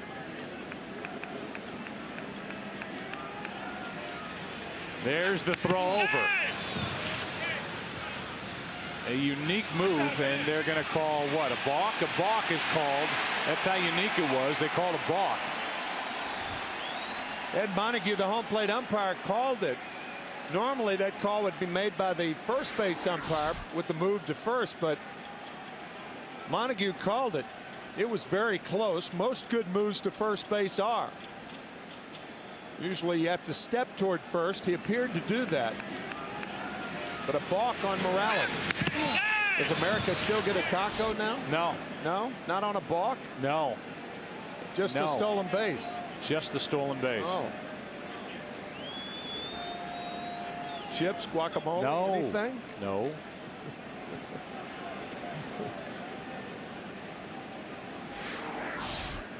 I think Morales is saying, I do this all the time. And as you said, Laz Diaz, the first base umpire, didn't call it, but Ed Montague, the home plate umpire, did. And that's Jamie Quirk, the bench coach, reacting to the balk call. And now with the runner at second, Ellsbury, and 2 outs, strike 1 on Youkilis.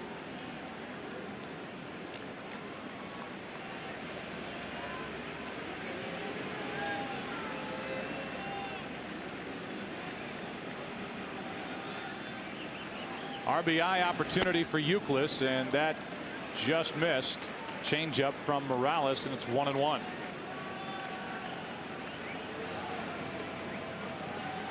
Well, this guy's got electric stuff, doesn't he? Yes, he does. Bright future for Franklin Morales. High heat, and Youkilis fouled it back, and that's after that motion too. That little leg kick. He does something funny with his right foot. Picks it up and then kind of points it at the hitter after waggling it a bit. Very funky delivery from Morales.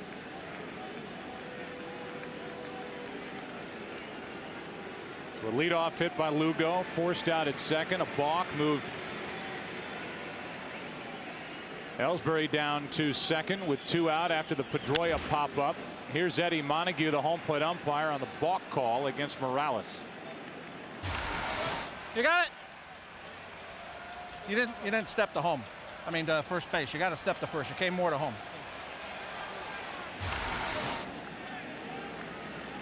So that's Ed Montague telling Morales that he needs to come more toward first base.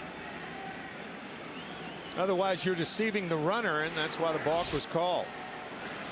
Youkilis rips it down into the corner. Another hit for Kevin Youkilis, and another run for the Red Sox, who lead it 7-1. How hot is Youkilis?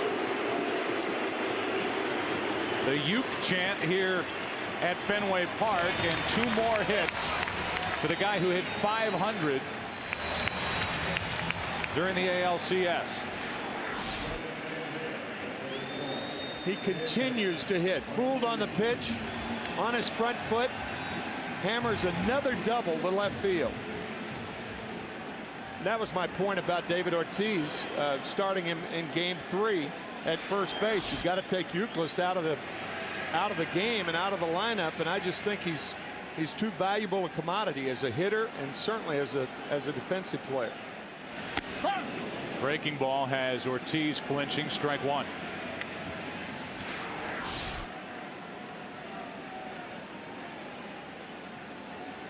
And the reaction from Yorvit Torrealba after the 2-out hit.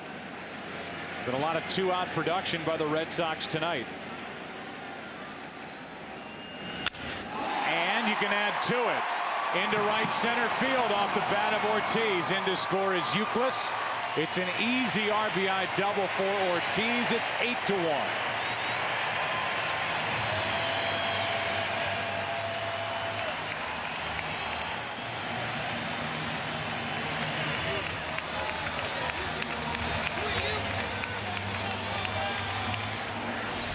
Of course, you're dealing with a red-hot David Ortiz, too. They're all hot. Third hit for Ortiz, his second double, and yet another RBI.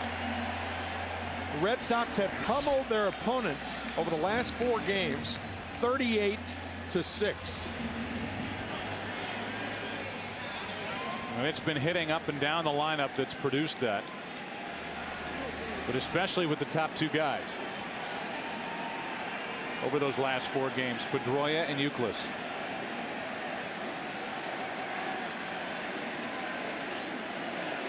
8 extra base hits tonight for the Red Sox. 7 doubles, a home run, and a ball up and away to Manny Ramirez.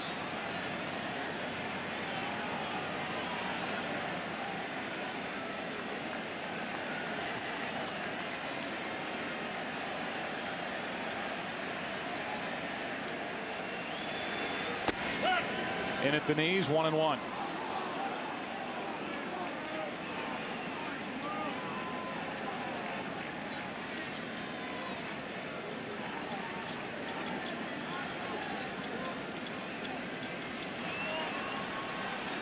Three hits in the inning. 2 more 2-out RBIs. They had 2 of them in the 4th inning.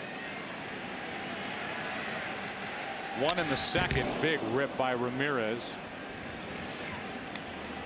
And 1 in the 1st. I don't think anybody in baseball, when Ramirez makes contact, has as pretty a finish that is up. You see it a lot of times when he hits a long ball, either a double or a home run, extra base hit. He is so quick and such a good 2-strike hitter.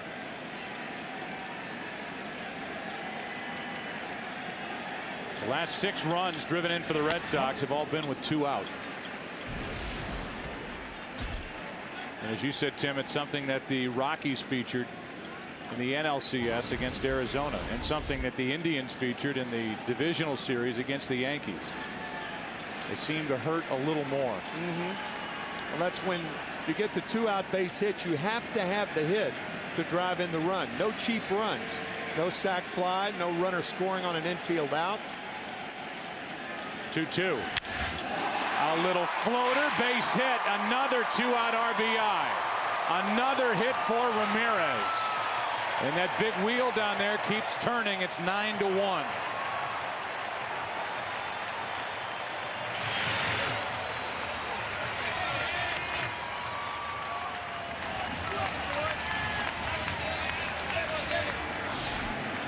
Ramirez is jammed and still lifts it over the 6'3" frame of Tulowitzki.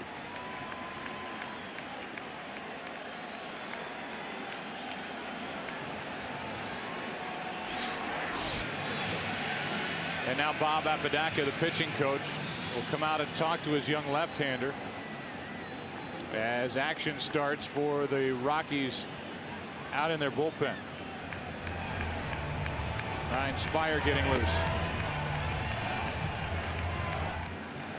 This is a team that, yeah, they had the 8-day layoff. Nobody will ever really know what effect that will have on them tonight and throughout this series, but for a team that has relied on their bullpen, it gave them a chance to rest up down there. We're going to see a few of them tonight. Morales is the first. Most extra base hits by a team in a single game, 9. Red Sox have 8 here tonight. Let's go down to Ken Rosenthal. Ken. One thing we're seeing here, Joe, is the difference between the 2 leagues. In the NLCS and the division series, who did the Rockies face? They faced the Cubs and they faced the Diamondbacks. 2 teams, one, the Cubs being overrated offensively, the Diamondbacks simply not being very good. We saw in 4 innings tonight Jeff Francis exceed 100 pitches. This is the kind of thing that the Rockies are going to have to deal with in this series. And tomorrow night with a rookie, Ubaldo Jimenez, going, you've got to wonder how they're going to cope. Yeah, I think it's a good point, and it's worth looking ahead to tomorrow night with Jimenez and his electric stuff against Schilling, who is getting by on guile as much as pitching stuff and experience as well.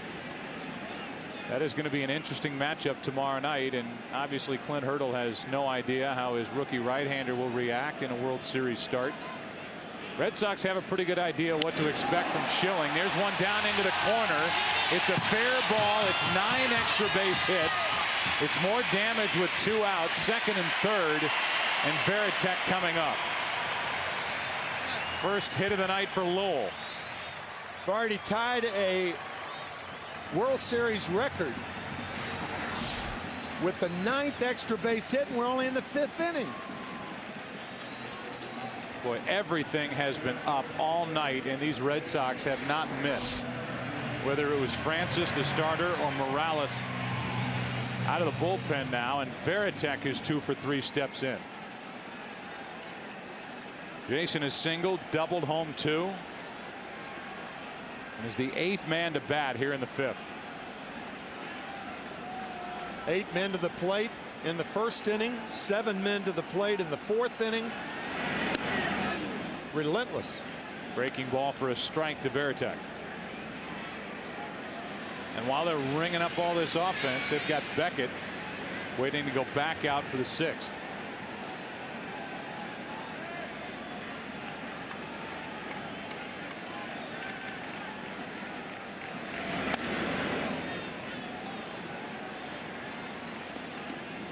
One ball, one strike.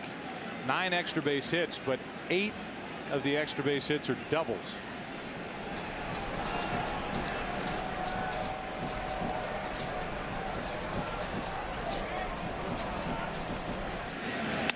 Up and away, 2-1.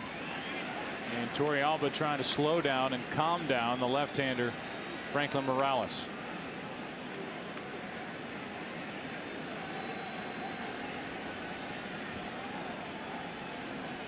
Not only is this hit attack by the Red Sox relentless, so is the percussion section out in the bullpen. Even up by 8, they're still making noise. More fun when you're up by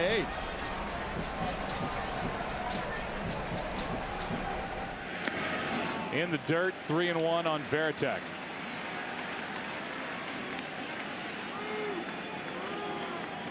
$15 hits for the Red Sox already. We're in the 5th inning. 15 hits.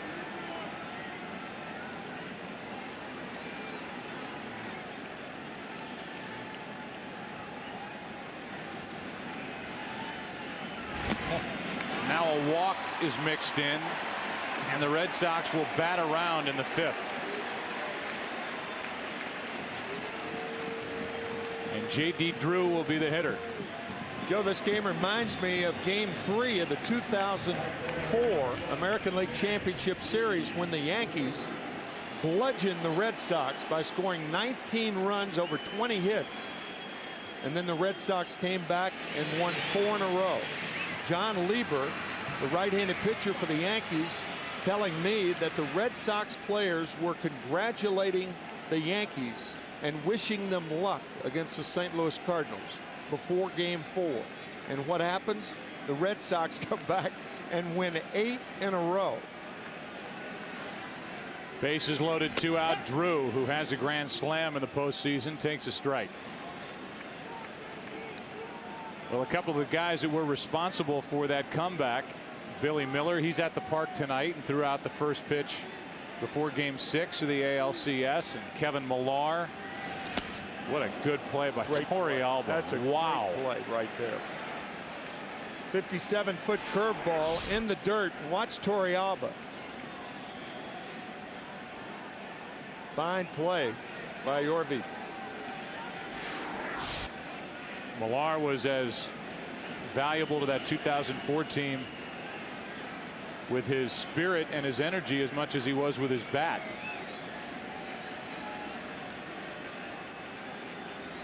He threw out the first pitch before Game 7. That's wide. Morales still throwing hard, but now he can't find the strike zone. He walked Varitek, and he's behind on the count to Drew, 2-1.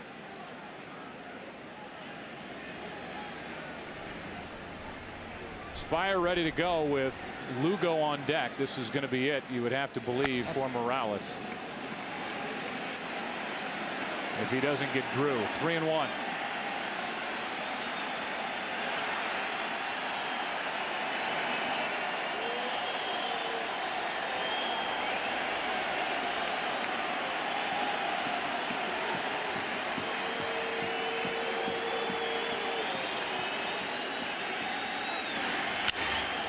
Hard hit. Tulowitzki can't make the play. One more run as Manny Ramirez scores, and it's 10-1 here in the 5th. RBI base hit by J.D. Drew.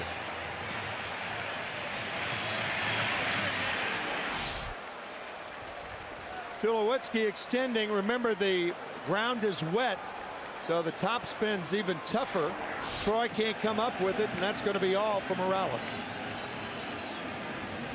Spire coming in, bases still loaded. Lugo coming up as the Red Sox have blown it open, up 10-1. This copyrighted telecast is presented by the authority of the Office of the Commissioner of Baseball and may not be reproduced or retransmitted in any form, and the accounts and descriptions of this game may not be disseminated without express written consent. Bases are loaded with 2 out, and Julio Lugo deal with Ryan Spire. Tall right-hander comes across his body with his delivery and misses with ball 1.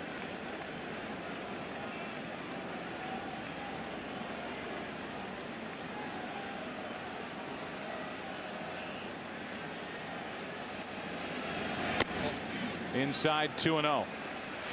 Red Sox won 5 of the first 15 World Series. Then had that 86-year gap until 2004. Trying to win here tonight to get within 3 victories of their second title in the last 4 years. 2-0 pitch. Not close. 3-0. And Yorvit Torrealba is doing all he can to cheerlead back there. First it was Morales trying to get him through this 5th, and now it's Spire.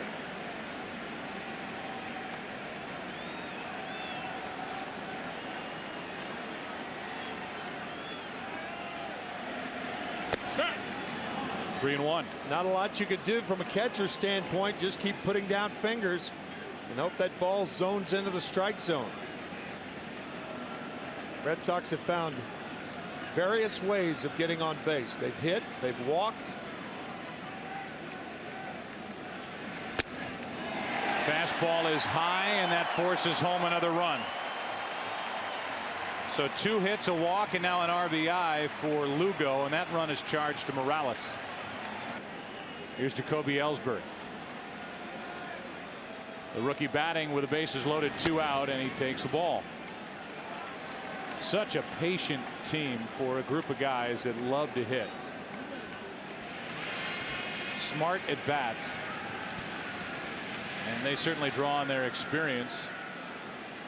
The core of this team.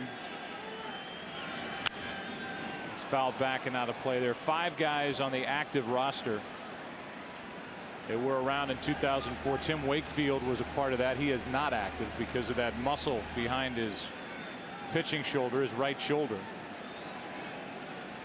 But obviously Manny Ramirez and David Ortiz and Jason Varitek and Curt Schilling. Youkilis was on the club but not active. 1-1 pitch is well outside. 2-1.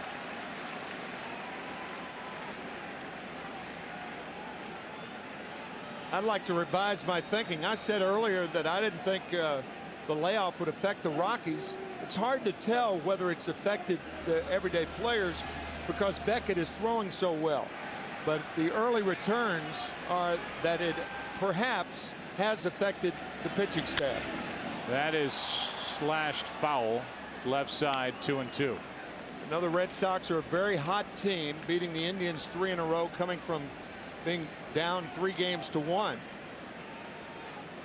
But there have been a lot of falling behind in the count by Jeff Francis, by Morales, by Spire. Things are pointing to the long layoff hurting the pitchers of the Rockies. Well, think about the fact that they came in the postseason with an ERA of 2.07. Right, right. So these are not your father's Rockies. No. This is a Rockies team that can pitch and has been outstanding, obviously, down the stretch and in October. And here they are tonight with the 8 doubles, the 9 extra base hits, 5 walks, 6 walks, another run. And Torrealba is involved in a long half inning behind the plate. It's going to make a slow walk out to the mound and try and figure out how to help Ryan Spire get through this inning.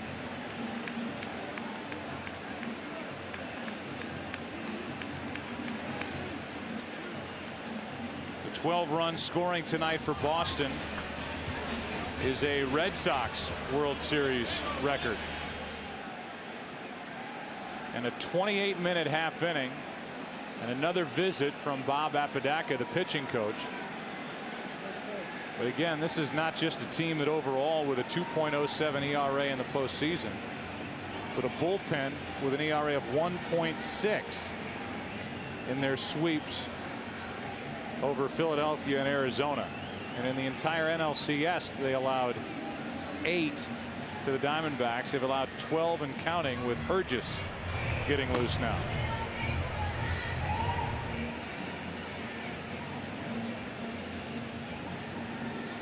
They're very good at the back end of their bullpen and have a formula they love with Brian Fuentes, their former closer, working the 8th, the left-hander, and then Manny Corpus, their new closer, taking the 9th, and Matt Hergis, who we just showed you, getting some key outs in the second half of the season and certainly in the postseason. But this is Spire, and that's not close.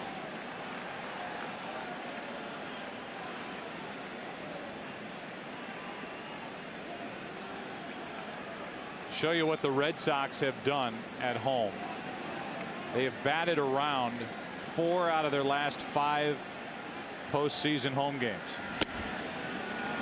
Batting around meaning all 9 batters in the lineup getting to the plate at least in 1 inning. And this lineup just keeps turning over. Pedroia, the leadoff hitter, is batting for the 5th time tonight, and he takes strike 1. Here it is, the 5th inning, and only 1 man in the lineup does not have an RBI. That's Mike Lowell.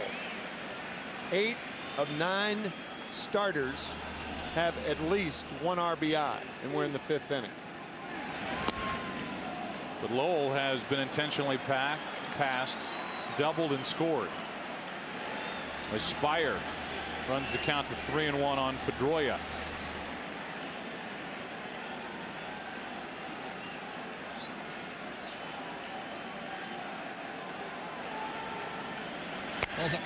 That's ball 4.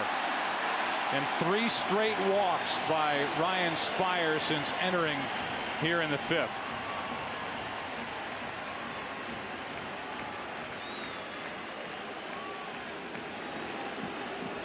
And that's it for Spire. Bases loaded, 2 out. Youkilis at the plate, and Hergis is just trying to mercifully end this inning.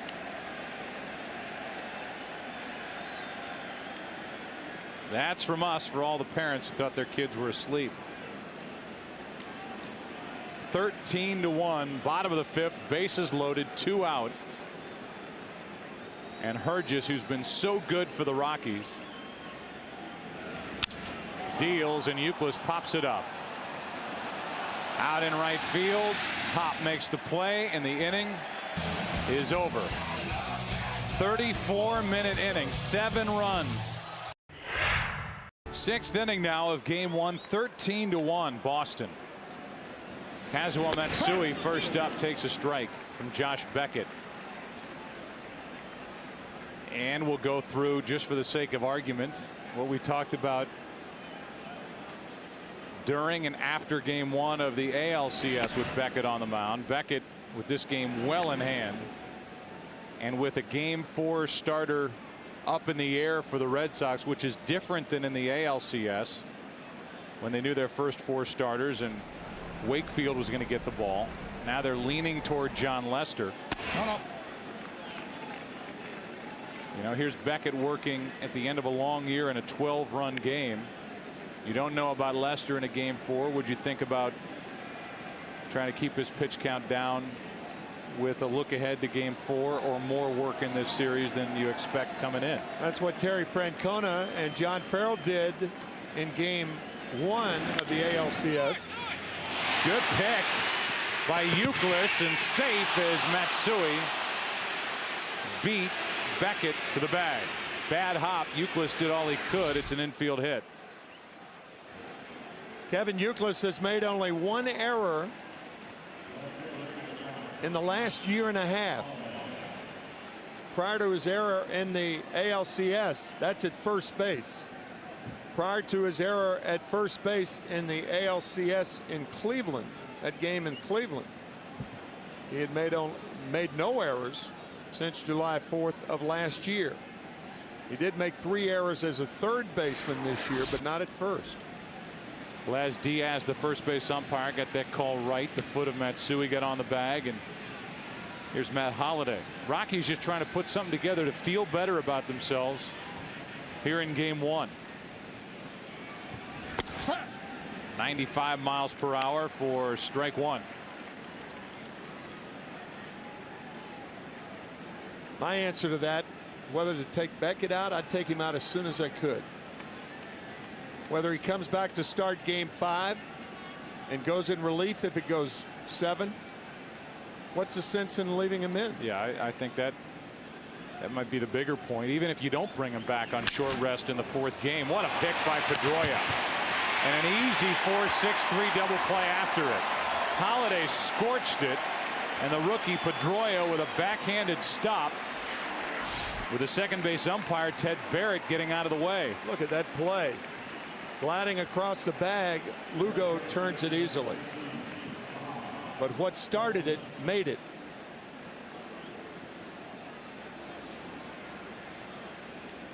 And now Helton will bat with 2 out and nobody on.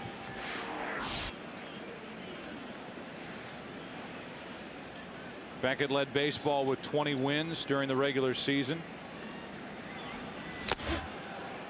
No action in the bullpen to this point. Back in game 1 of the ALCS, and Beckett happy to get out of the way of that line drive back through the middle, and the inning continues.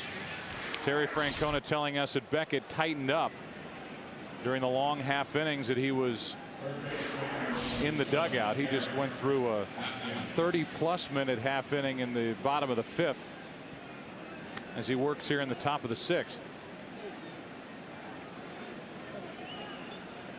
He's only thrown 77 pitches. When he was taken out of game 1 in the ALCS, he threw 86 pitches.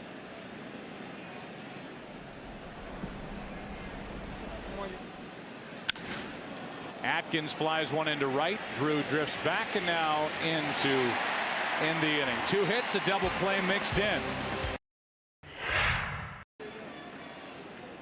Matt Hergis came on to close out the bottom of the 5th and now starts the bottom of the 6th against David Ortiz and misses high, ball 1. Our AT&T poll question: Jeff Francis, the second Canadian-born pitcher to start a World Series game. Who was the first? And in all of your texting, you picked Ferguson Jenkins. 36% of you did. Who picked D? Who picked Cleveland? Cleveland as in Reggie Cleveland. Started game 5 for the Red Sox in 1975. He is the answer. The answer was D. Off the end of the bat as Hergis fooled David Ortiz. Strike 2. Reggie Cleveland from Swift Current, Saskatchewan.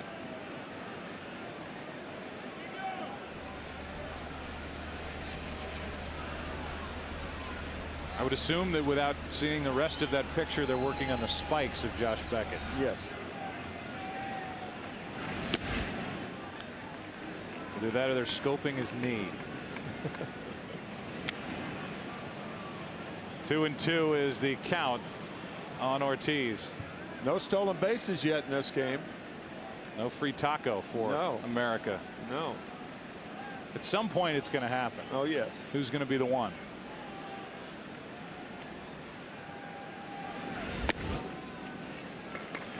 Ed Montague with a score 13-1 is not going to give any gifts to Hergis or any pitcher, it seems. Full count.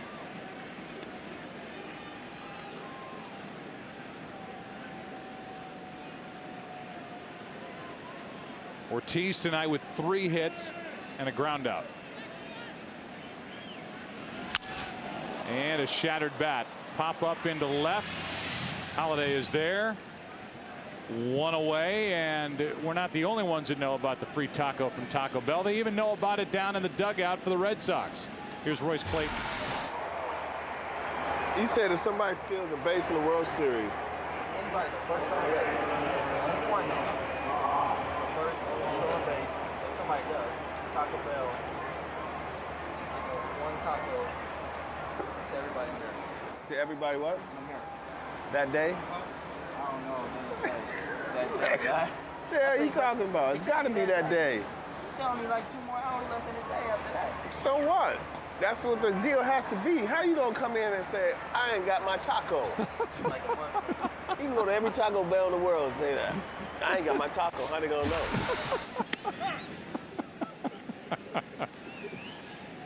Shameless, but very funny. Oh, Royce Clayton.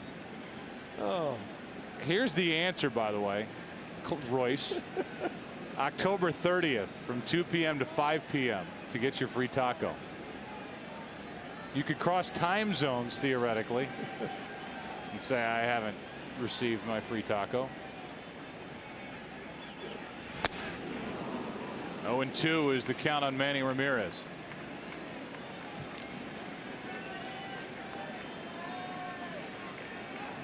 But it has not happened yet. That's about the only thing we haven't seen tonight. We've seen a balk. We've seen 9 extra base hits, 8 doubles, 13 runs, most ever in Game 1 of a World Series. We've seen Beckett strike out the first 4 batters and 5 of the first 6. Still 0-2 on Ramirez. And the one thing we will not see in this game is a stolen base, not with the score 13-1. So we'll have to have that drama saved for tomorrow night. Right. You would think. Right. Lowell on deck. Mike 1 for 3 with a double and a run scored. But right now it's Ramirez who's had a perfect night. 2 singles, a double, and an intentional walk. Ball 1. Hergis is a guy who basically had to beg his way into camp with the Rockies. They sent him out. He's been a big leaguer. He's bounced around, but he certainly has put on some miles as a major league pitcher. Went down to AAA, pitched well. Came up and really was a missing piece to that bullpen, which was so good for Clint Hurdle in the second half. A 1-2. Ramirez flies it into right, and back to grab it is Hupp. 2 out, nobody on, and Mike Lowell will be the hitter. After coming back from a 3-game-1 deficit against the Angels in the ALCS.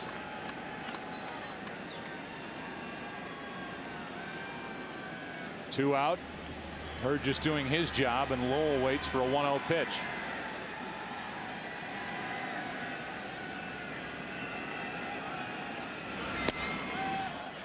Two and 0.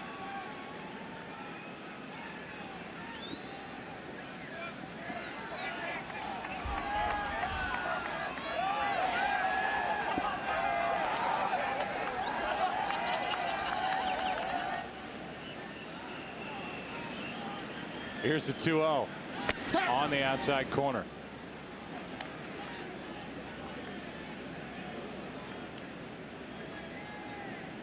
Lowell is the guy without an RBI in the lineup for Boston tonight.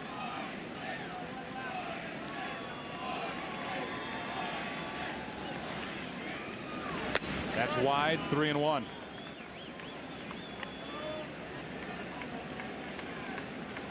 Mentioned Paul Giamatti, who's a great actor. He's in that movie.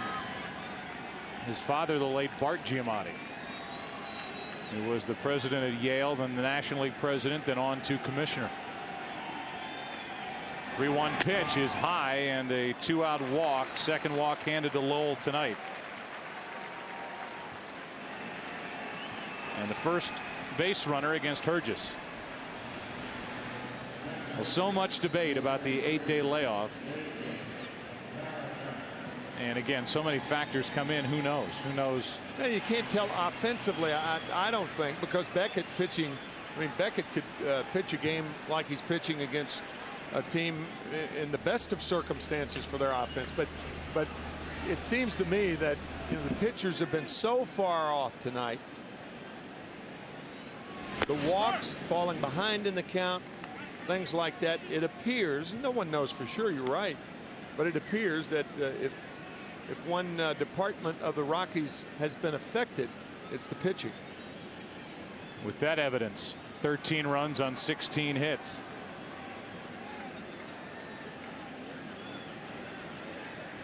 Eight walks.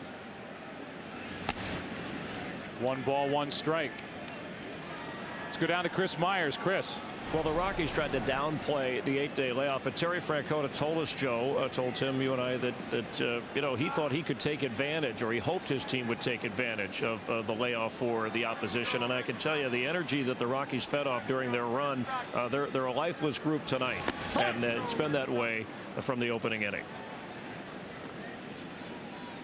Well, from the start, that would surprise. And when you went through the clubhouse tonight, you saw guys. It's a young team, certainly a young group with the Rockies, and they're playing PSPs. They're playing video games against one another. They were loose. They were hanging out, doing their thing. Todd Helton is the grizzled veteran. But they certainly didn't seem like they were tense or phased by the situation at all. And if you talk to these guys, that tell you we've been playoff and battle tested throughout the entire last 3 weeks of the regular season and on into the postseason, obviously.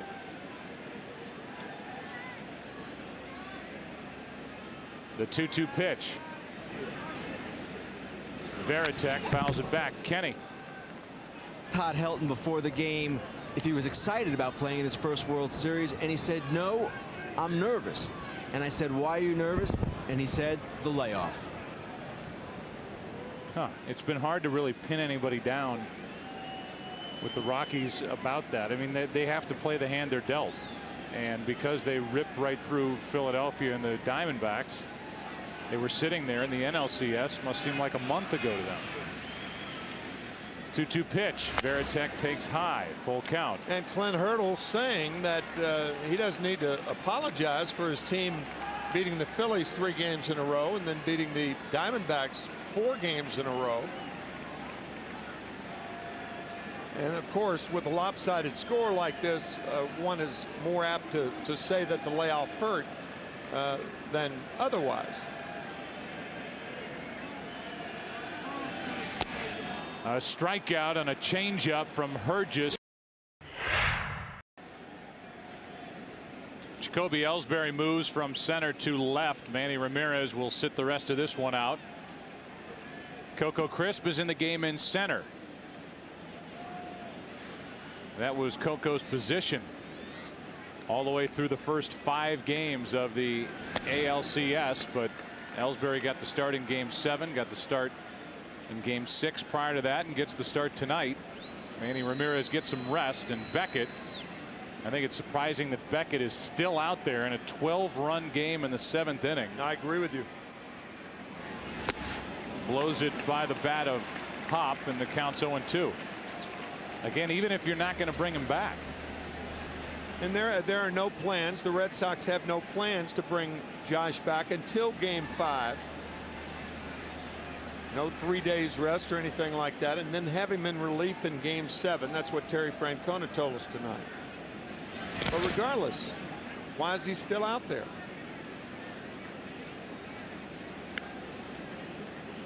One ball, 2 strikes on Hop. 81 pitches on the night.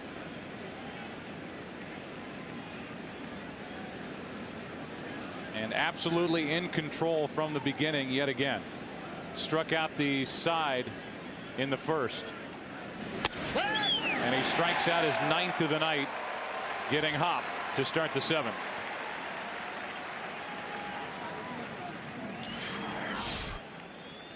Fastball on the inside part, little tailing back.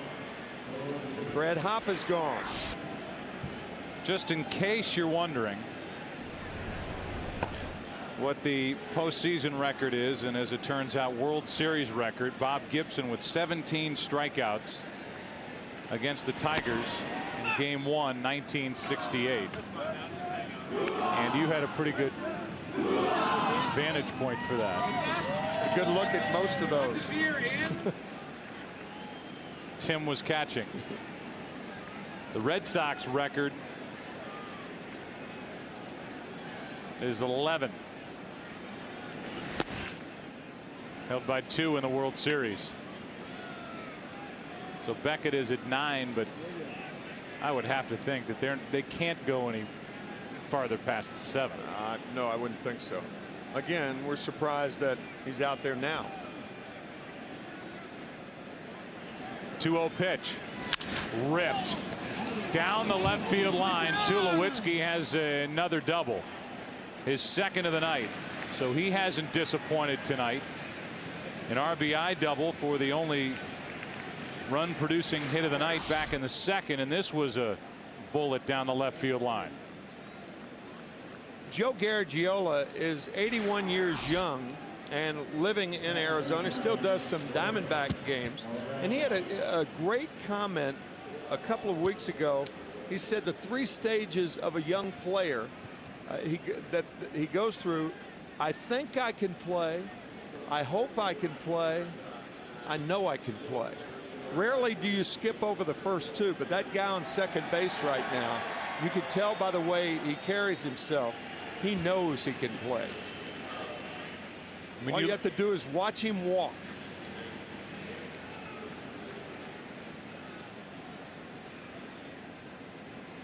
Del Carmen starts to get loose for the Red Sox in their bullpen as Torrealba hits a chopper to short. Lugo makes the play, 2 out.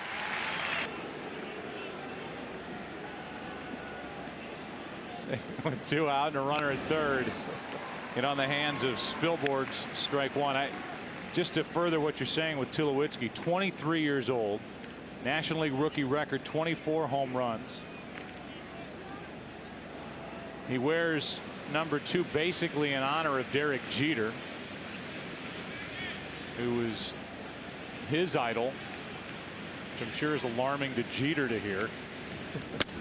There's a pitch up and in. Jeter was a rookie with the Yankees, rookie of the year back in '96 when the Yankees won their first World Series under Joe Torre. And Tulowitzki's trying to become the first rookie shortstop to be on a World Series winner since Jeter in '96.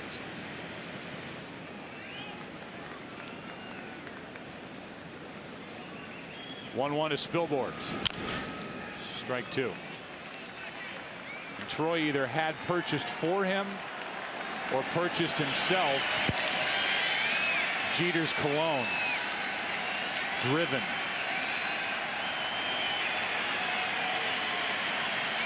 Which is a breathtaking fragrance.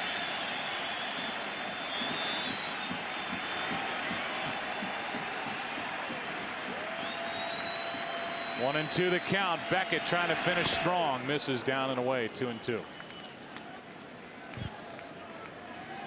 So Del Carmen is getting ready. Grew up in the Hyde Park section of Boston, and he will, at some point, you would think, hop over that wall, over the boards, and get in the game. Should be it for Beckett here in the 7th. Trying to get Spilborghs and end his night. Looking for his 10th strikeout. And the breaking ball isn't as crisp. 3-2.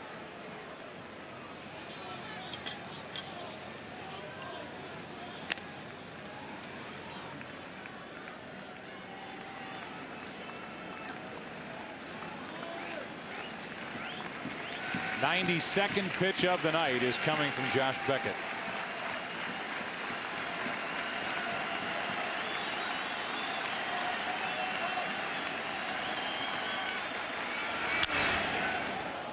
And he is proving yet again that he is the ace. He is the horse.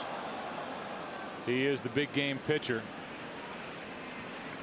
The Red Sox have a guy that they have their rotation rotate around, and he is on his way to a 4-0 record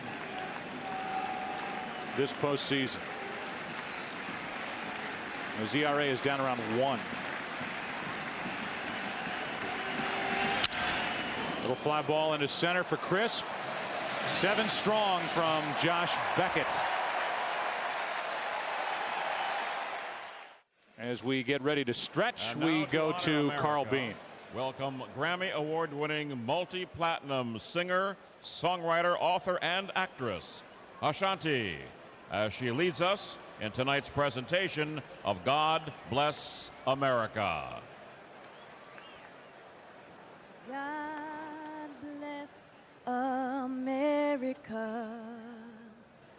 land that I love. Stand beside her and guide her through the night with the light from above. From the mountains to the prairies, to the oceans wide with foam.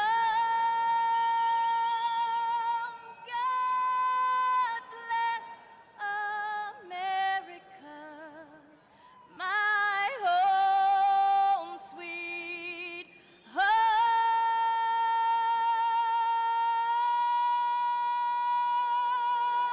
God bless America, my home sweet home. Go get 'em!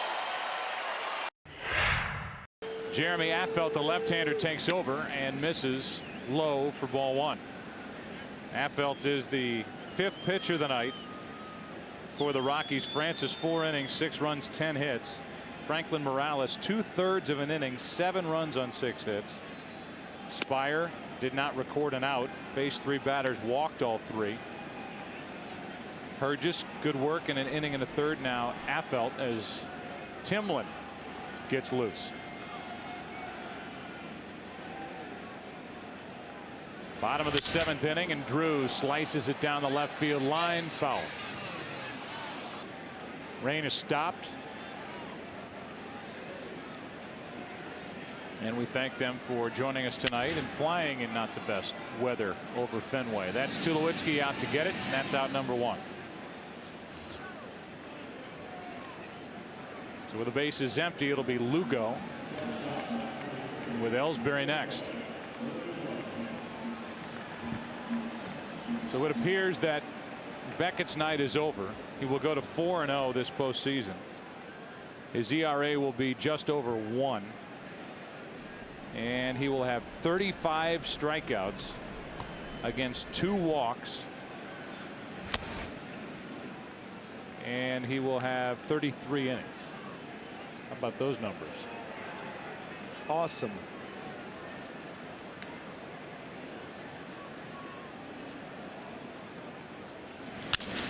Up the middle off the bat of Lugo. He's getting hot. On base for the 4th straight time. 3 hits and a walk. Joe, you mentioned earlier that the Colorado Rockies want to get something started so they could feel good about themselves. Julio Lugo's got to feel good about himself. He has played a terrific ball game, even in a blowout. Those are things you can take into tomorrow's game. Just 8 for 35 this postseason prior to his 3 hits and a walk in his last 4 plate appearances. Here's Ellsbury. And a good popping fastball for strike 1.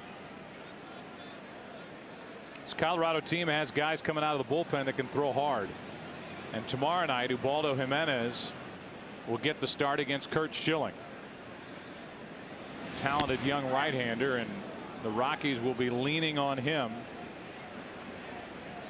to try and stare down the battle-tested Curt Schilling and even this series before it goes to Denver for Saturday, Sunday, and Monday if necessary. 0-2.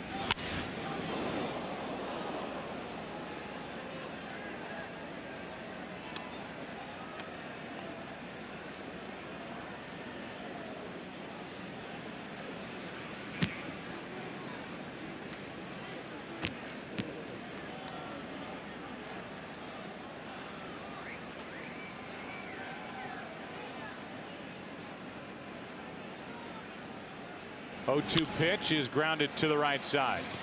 Can't turn two, but they get the lead runner Lugo 2 out. If you want to put into perspective what Beckett is doing, and when you do this now because of the extra rounds of playoffs, you're not comparing apples to apples.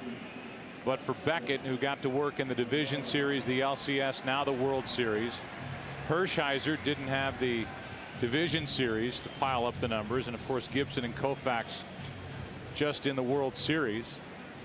Koufax with the Dodgers against the Yankees, Gibson in '68 against the Tigers, Hershiser in '88 against the A's. And there are the numbers that Beckett has put together: 35 strikeouts, 2 walks against the Angels, Indians, and now Rockies. We go into the 8th inning.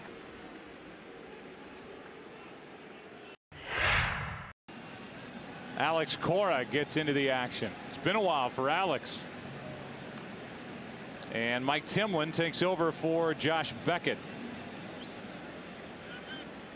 In a 13-1 game, I think Terry Francona getting a player that he really likes, Alex Cora, into a game. And this may be the only opportunity for Alex to get into a World Series game the way Lugo has been playing. I remember Sparky Anderson did that for Pat Corrales. I believe it was the 1970 series, Orioles and Cincinnati. And Sparky did that in a 4 at bat that I believe ended the World Series back then. But it was strictly to get Pat Corrales in a World Series. Taveras facing Timlin, 1 ball, 1 strike. Cora is a valuable part of this Red Sox team, and a guy that when you talk to Francona and others around this club believe someday he'll be a big league manager. Yeah. Yeah, I think the way that Alex Cora would get into a game would probably be in the National League Park in Colorado, where they perhaps Terry Francona would need a pinch hitter for Lugo, and then Cora would go in for defense at the shortstop position. It's the 8th inning of a 13-1 game, 1-2 to Taveras. And Varitek let it get by him for ball 2, 2-2.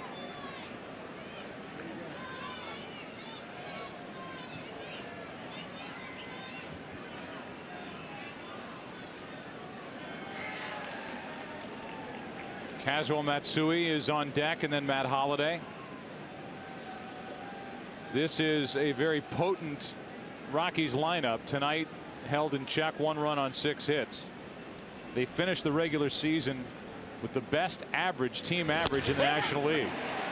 Taveras strikes out. That's 10 strikeouts tonight, 9 for Beckett, 1 for Timlin. So those former teammates, Daisuke and Matsui. Matsui takes strike 1.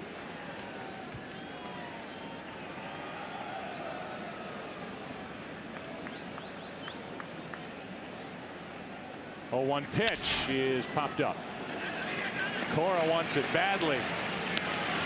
There's the group from NHK and the Natalie dressed So Taguchi getting his first crack at doing television coverage from the U.S. Holliday, 1 ball, 1 strike. We will get a glimpse as to how good Matt Holliday is before this World Series is over. He is one of baseball's elite, and the statistics that he is piling up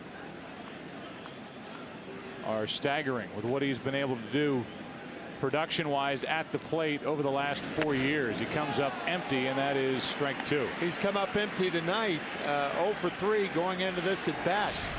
But what a short, quick stroke for a big man to have as short a stroke. Generally speaking, the bigger you are, the longer your stroke. Not with Matt Holliday.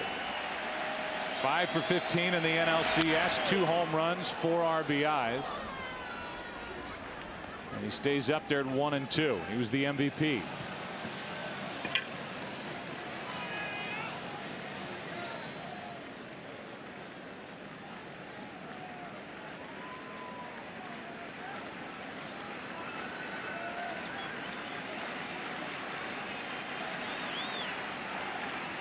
The 1-2. 2-2.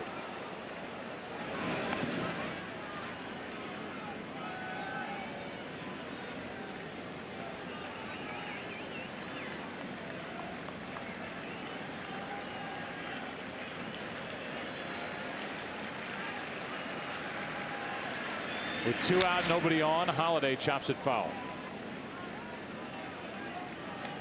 Affeldt, it looks like, will go back out for the bottom of the 8th. Look ahead to tomorrow, 8 Eastern, 5 Pacific, game 2, and a matchup of Curt Schilling and Ubaldo Jimenez.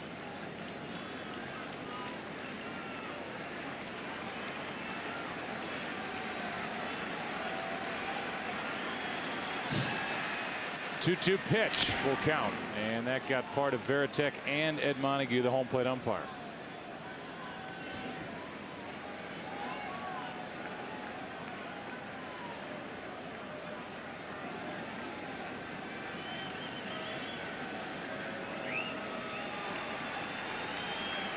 Timlin with a camouflage glove.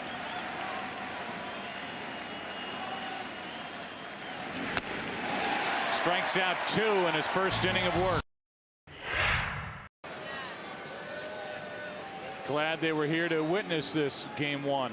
Are those 2 who got 2 tickets, and LaTroy Hawkins will take over. Affeldt just goes the 1 inning. Hawkins the 6th pitcher of the night, and he has been throwing hard. Strike 1 on Youkilis.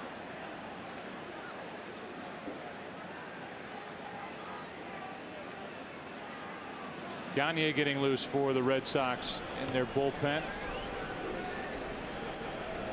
He has been their big lead mop-up guy.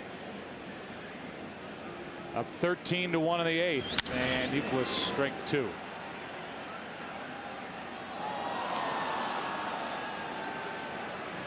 Eric Hinske will get an at bat. He has 1, but has not had that since the division series.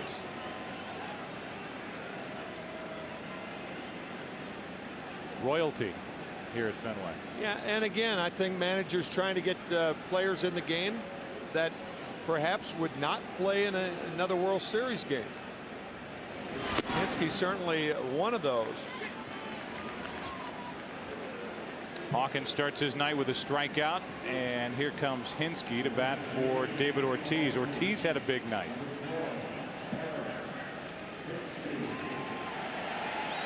Ortiz an RBI double in the 2nd, a single run scored in the 4th, an RBI double in the 5th, and a run scored. And 11 of the 13 runs tonight scored with 2 out. The last 11 runs. 1 out, nobody on. Hinske, who was a major part of the bench this year for the Red Sox, doesn't get many at bats. He didn't want to get cheated out of swings. Strike 1. Yeah, Joe, you were talking about Hawkins and how hard he throws, and certainly he does. He also has come up with a new delivery suggested by the pitching coach of the Rockies, Bob Apodaca, where he takes the ball out of the glove. Apodaca suggested that because it slows him down there. Got to be disconcerting to a hitter also, because normally when a pitcher throws the ball, he brings the glove to the left shoulder, but Hawkins kind of throws the glove in the air, takes the hand out, and then delivers it. It looks like it would appear to be faster than it really is. He strikes out Hinske. Here is Coco Crisp. First at bat of the night for Crisp, who breaks his bat, grounds to Tulowitzki, and the arm for the out. 9th inning, game 1. Eric Gagne is coming off a perfect inning in game 6 of the ALCS. There's his season between Texas and Boston. It has not worked out the way the Red Sox had hoped when they traded 3 players to get him from the Rangers. Trying to help get the game to Papelbon, the closer. He misses inside with ball 1 to Todd Helton. Helton, Garrett Atkins, and Hop. for the Rockies, who were down 13-1 in the 9th inning of game 1. Helton pops it up. Todd was making a bid for his 3rd hit. Instead, it's Ellsbury from left, 1 out.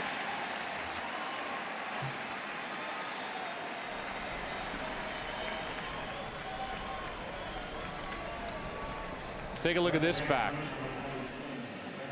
The largest margin of victory in game 1, if it stays as is, the Red Sox would break this record held by the 96 Braves and the 1959 White Sox. That's margin of victory in game 1. Both of those teams lost the series. White Sox losing to the Los Angeles Dodgers, and the 96 Braves losing to the New York Yankees. That year the Braves won the first 2 games. Right. Then went home and lost all 3 in Atlanta and lost game 6 in New York. Well, the famous Bill Mazeroski home run in 1960. The Yankees won 3 games. Blowouts. All of them were blowouts. And the Pittsburgh Pirates ended up winning the World Series on the Mazeroski home run in the 9th inning of game 7. Atkins with a good rip, but now he's in the hole 1 and 2. So the point is, this is just 1 game. It's a dominant performance by Josh Beckett and the offense of the Red Sox, but it's just 1 game.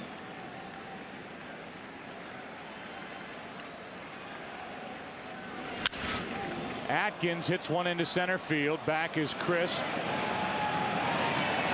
2 out here in the top of the 9th. And coming up next, your late local news, except on the West Coast.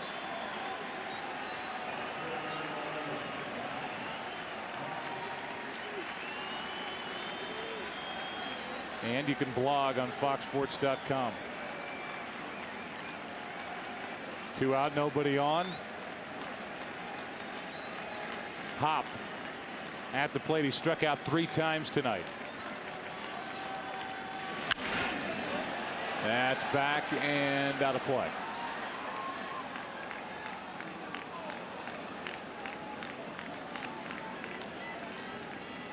Things we have learned tonight. Josh Beckett continues his mastery on the mound. The Red Sox stay hot at the plate. This did not look like the Colorado Rockies team we saw the first 7 games of the postseason. This will break the string of 10 straight victories for Clint Hurdle's team, and Van Halen are Tim McCarver's guys. That is correct. We're tight. The David Lee Roth Van Halen, and I'm with you on that. 2 out, nobody on. Hop, strike 2. There they are. Eddie Van Halen, Alex Van Halen, bottom square on the left. David Lee Roth, top right. And Michael Anthony, who is sitting this tour out.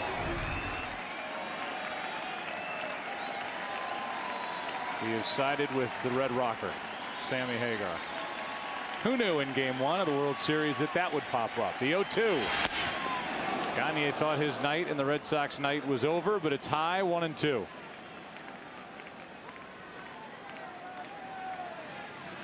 On deck is Tulowitzki, who's had a nice World Series debut.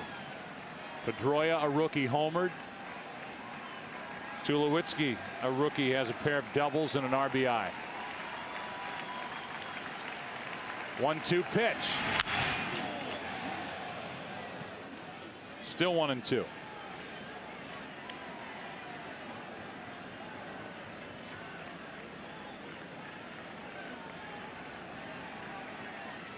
Schilling and Jimenez tomorrow night.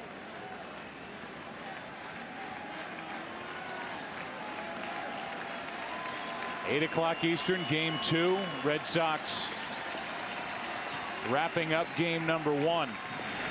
And a Hop strikes out for the 4th time tonight.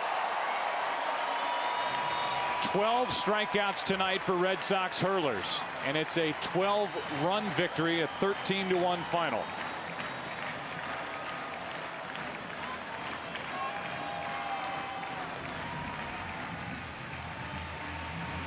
hitting all night for the Boston Red Sox, and Beckett goes to 4-0 this postseason.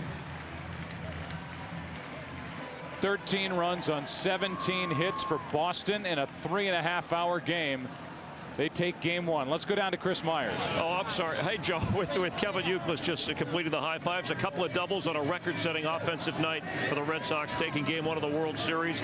Is it the Red Sox on a roll, or were the Rockies rusty? Kevin? You know, you have to ask them that question, but I think we're swinging the bats well. We're putting together good at bats every inning, and we just scoring some runs, and our pitching's been great. Josh threw the ball well, and Mike Timlin and Gagne came in and threw the ball well, and we're just playing good ball right now. And we just got to keep that momentum of playing good ball. Yeah, is there any danger in winning game one this big? History usually isn't on the side of the team that wins big. Sorry, I didn't hear that question. I was just asking, is there any danger in winning a game so easily in game one? Yeah, it's great for us to come out here and win a game that big. Get our psyche up and get our confidence going. And for us, we're just thrilled to come out here and get the first win of the series. And we just got to go from there and keep playing. It's a good team, across the way, and we got to keep fighting. All right, Kev, we'll see you tomorrow night. Okay, thanks a lot. Better weather tomorrow night, we hope. Let's go over to Ken Rosenthal. We're here with Red Sox catcher Jason Varitek. Jason, how was Josh Beckett tonight compared to his previous postseason starts? I mean, a lot of different circumstances. Tonight we jumped out to a big lead. He was good. He was good. Weather a factor? No, I don't think so. I think just long between innings. We had some long innings, but he did what he needed to do to keep the game where it was. Jason, thank you very much. Joe, back to you. All right, thank you, and thanks to Jason Varitek and Kevin Youkilis for stopping by. Final score 13-1